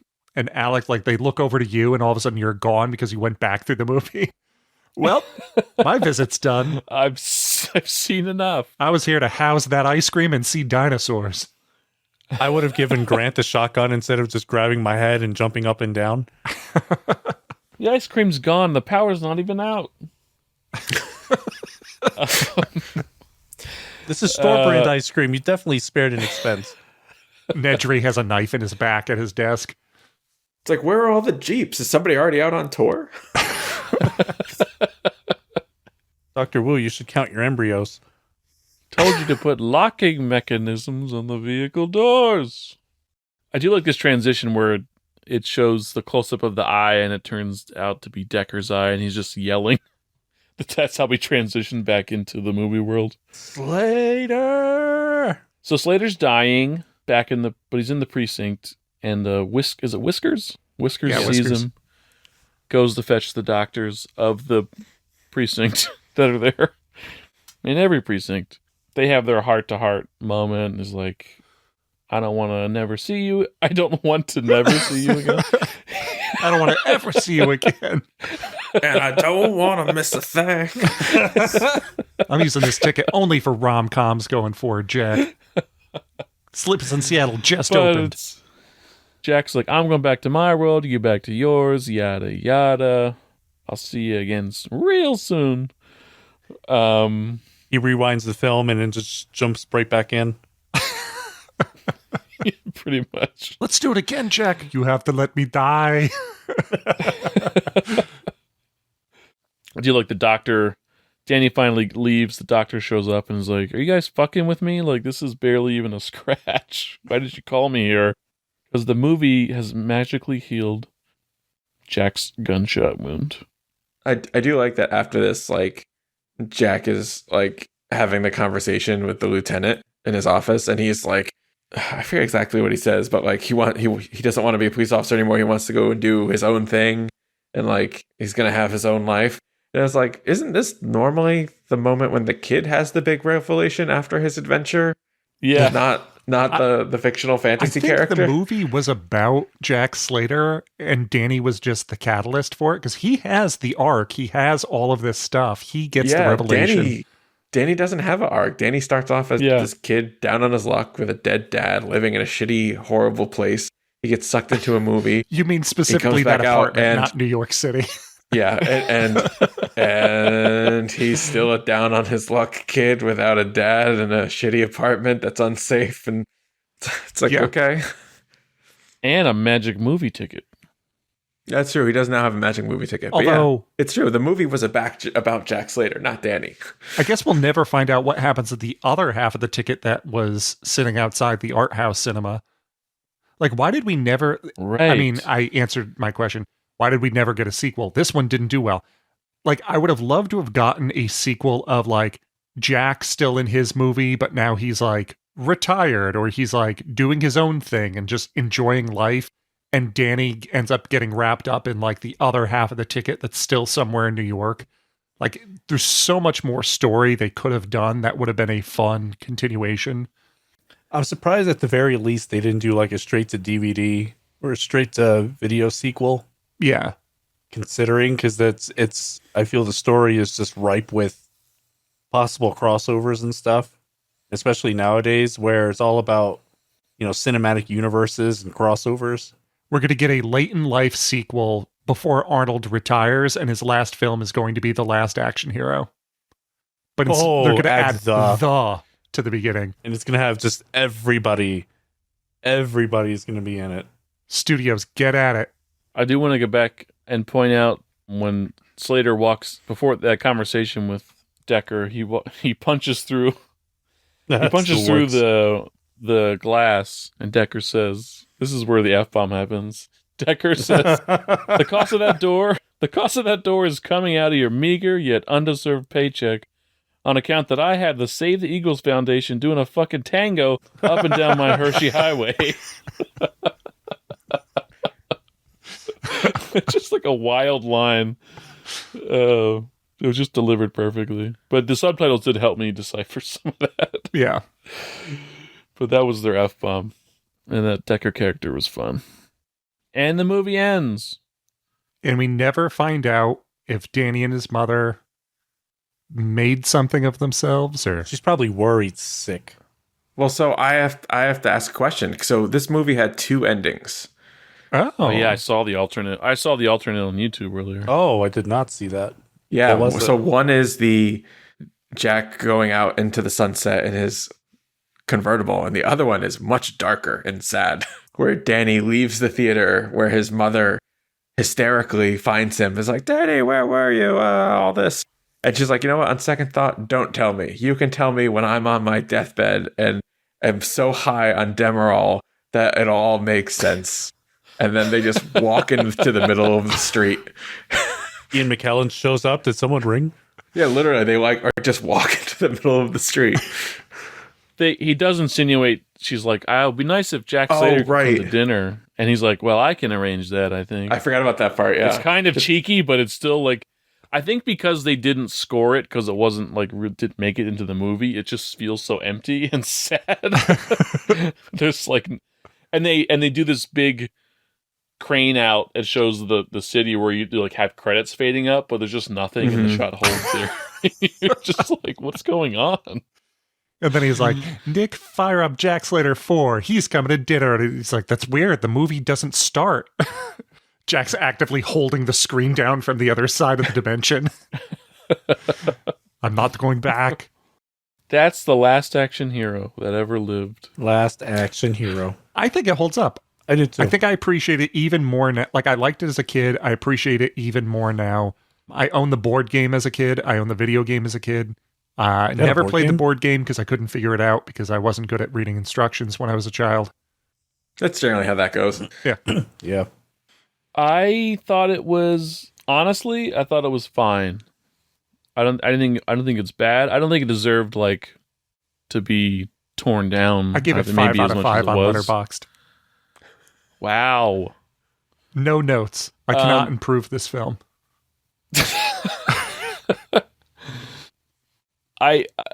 It's fine. I think it's fine. It's fine. It's a fine movie. It has some really funny moments. The concept, I think, is like, I don't know if I'd say ahead of its time, but I mean, meta humor, I think, exploded well after that. Yeah. Scream kind of really. So maybe it was kind of ahead of its time. I definitely agree that's ahead of its time. Like, well, and then the way that you said it too, that, you know, it's meta for movies that came out like 2 years ago. You know, like Terminator 2 came out, 91? I mean, it's still so fresh in everyone's minds that it can't really homage something that came out last week, so to speak. So in the modern day kind of filming, like this movie, I think would have done so much better. But yeah, I mean, I think it's a cool concept. It could have been done better. I think it was too close to the people who actually make those movies. Like when you have Shane Black writing a script to make fun of himself and Arnold in an action movie to make fun of himself. Like, I feel like I feel like a different creative mind could have done more with it. And the first half of the movie when they're in the cinema world, I couldn't get a grip on the tone of it, but it was like fun, like wacky, like fun jokes, but they're all played straight. And then when they enter the real world, like it's played with the same tone as the jokes were. And so for me, like the first half of the movie just dragged. Like I really struggled with it. And like the jokes, like I appreciated them, but I found I got more chuckles out of the second half of the movie in the real world than I did in the first half. Huh. Good take. I don't know what it was for me, but like there was like once they changed, I had like a real shift on how I was gonna be like. This is a 1.5 out of 5 movie, and then the second half happened, and I was like, oh no, actually this is like a 3. Wow, surprising. Well, it was like for me. It was like watching Airplane, but all the jokes are played flat. I get that. What do you mean flat though? Like, or they're played straight. Like, there's no acknowledgement. It's just like a joke happens and just move on. It's weird watching this because you're obviously watching a movie, but you're watching a movie within a movie, and you have to remember the whole time of the context that this is I'm 2 layers deep, and I can see how the jokes would feel flat considering that since you're 2 layers deep, it's not how it would normally be played out. So it's like it's the jokes are happening for the audience and the characters don't really react to them. Is that kind of what you mean? Yeah, I think so. I mean, it's just like everything else in the scene is played serious, and then there's a joke, and it's like, okay, like it just feels out of context. Because there isn't like a build up to the joke in a lot of ways. Like when I think about the dog pyramid thing, it's like they're having like a very Shane Black conversation, and then he snaps his fingers and there's a dog pyramid, and I'm like, all right. Yeah, it seems way out of context. A non sequitur. Even in that scene itself, it's just it plays itself so seriously, and then Charles Dance of all people snaps his fingers, and then there's a dog pyramid. But then there's the shift for me because like when they're in the real world and we have the Charles Dance when he shoots the mechanic and like looks at his watch and is like looking around, like that joke totally hit for me, and I was like, that is great. Because like he acknowledges the weirdness of it and like plays into it rather than like the action movie, they just gloss over these things. And I guess that's maybe what the movie was trying to do, because it's just like, yeah, this is our real world, so like we don't acknowledge things. But like it just made it hard for me. There's a lot of moments that I enjoy that made me enjoy it enough. Like I landed, I think, where you did around, I would say 3 out of 5. But I liked the first part of the movie too. Yeah. Like I was 3 to 5 the whole time. Yeah, I agree with that, because it's the second half I feel drags down the momentum for me anyway, but I am watching it through those rose-tinted glasses of childhood, but the adult jokes are actually landing with me now, so it does change the context of a lot of the jokes, and even not even adult jokes per se, but like I recognize the Terminator 2 reference when you see Robert Patrick walk out of the police station, but not even 2 seconds before that, you see Sharon Stone walk out and light a cigarette. As a kid, I had no idea what that was about. As an adult, I do, though. And then there's a bunch of other instances, too, where it's just I didn't get it, but now I do, and it does make it a lot better, especially that scene that you mentioned, David, with the, he shoots the mechanic and he's just staring at his watch. It's not supposed to be funny, but it's hysterical because, nobody's going to show up. And then some typical New Yorker is screaming out the window, like, shut up, I'm trying to sleep here. Yeah, I mean, he was honestly my favorite part of the whole film. I thought his performance was far above what the rest of that movie was doing. He definitely he sold was the so scene good in it. Every time he was on camera. And like I did not know him from anything except Game of Thrones. So like I did not know what to expect, and I was just like, oh wow, this is great. That's Last Action Hero. We can't thank you enough for coming along as we rewatched Last Action Hero. If you like what you've heard, please drop a review and a rating, and subscribe to us on Spotify, YouTube, wherever you get your podcasts. It'll really help us out. Smash the like and subscribe button on YouTube at the Screen Refresh Network, and you can also find us on Instagram at Screen Refresh, and shoot us an email, screenrefresh@gmail.com, or join our Discord. We'd love to chat with you there. So for Tim, David, and Nick, this is Dean. Please take care of yourself and catch us next time on Rule of Thirds, airing every third Monday of the month. And also catch Tim on our sister podcast, Don't Open That. I'm going to read this like Jeff Goldblum.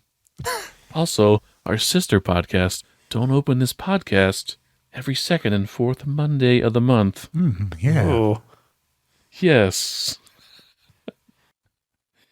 Bye.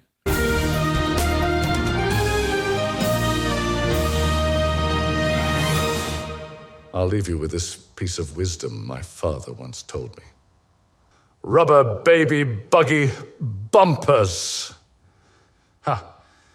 Didn't know I was going to say that, did you? You son of a bitch.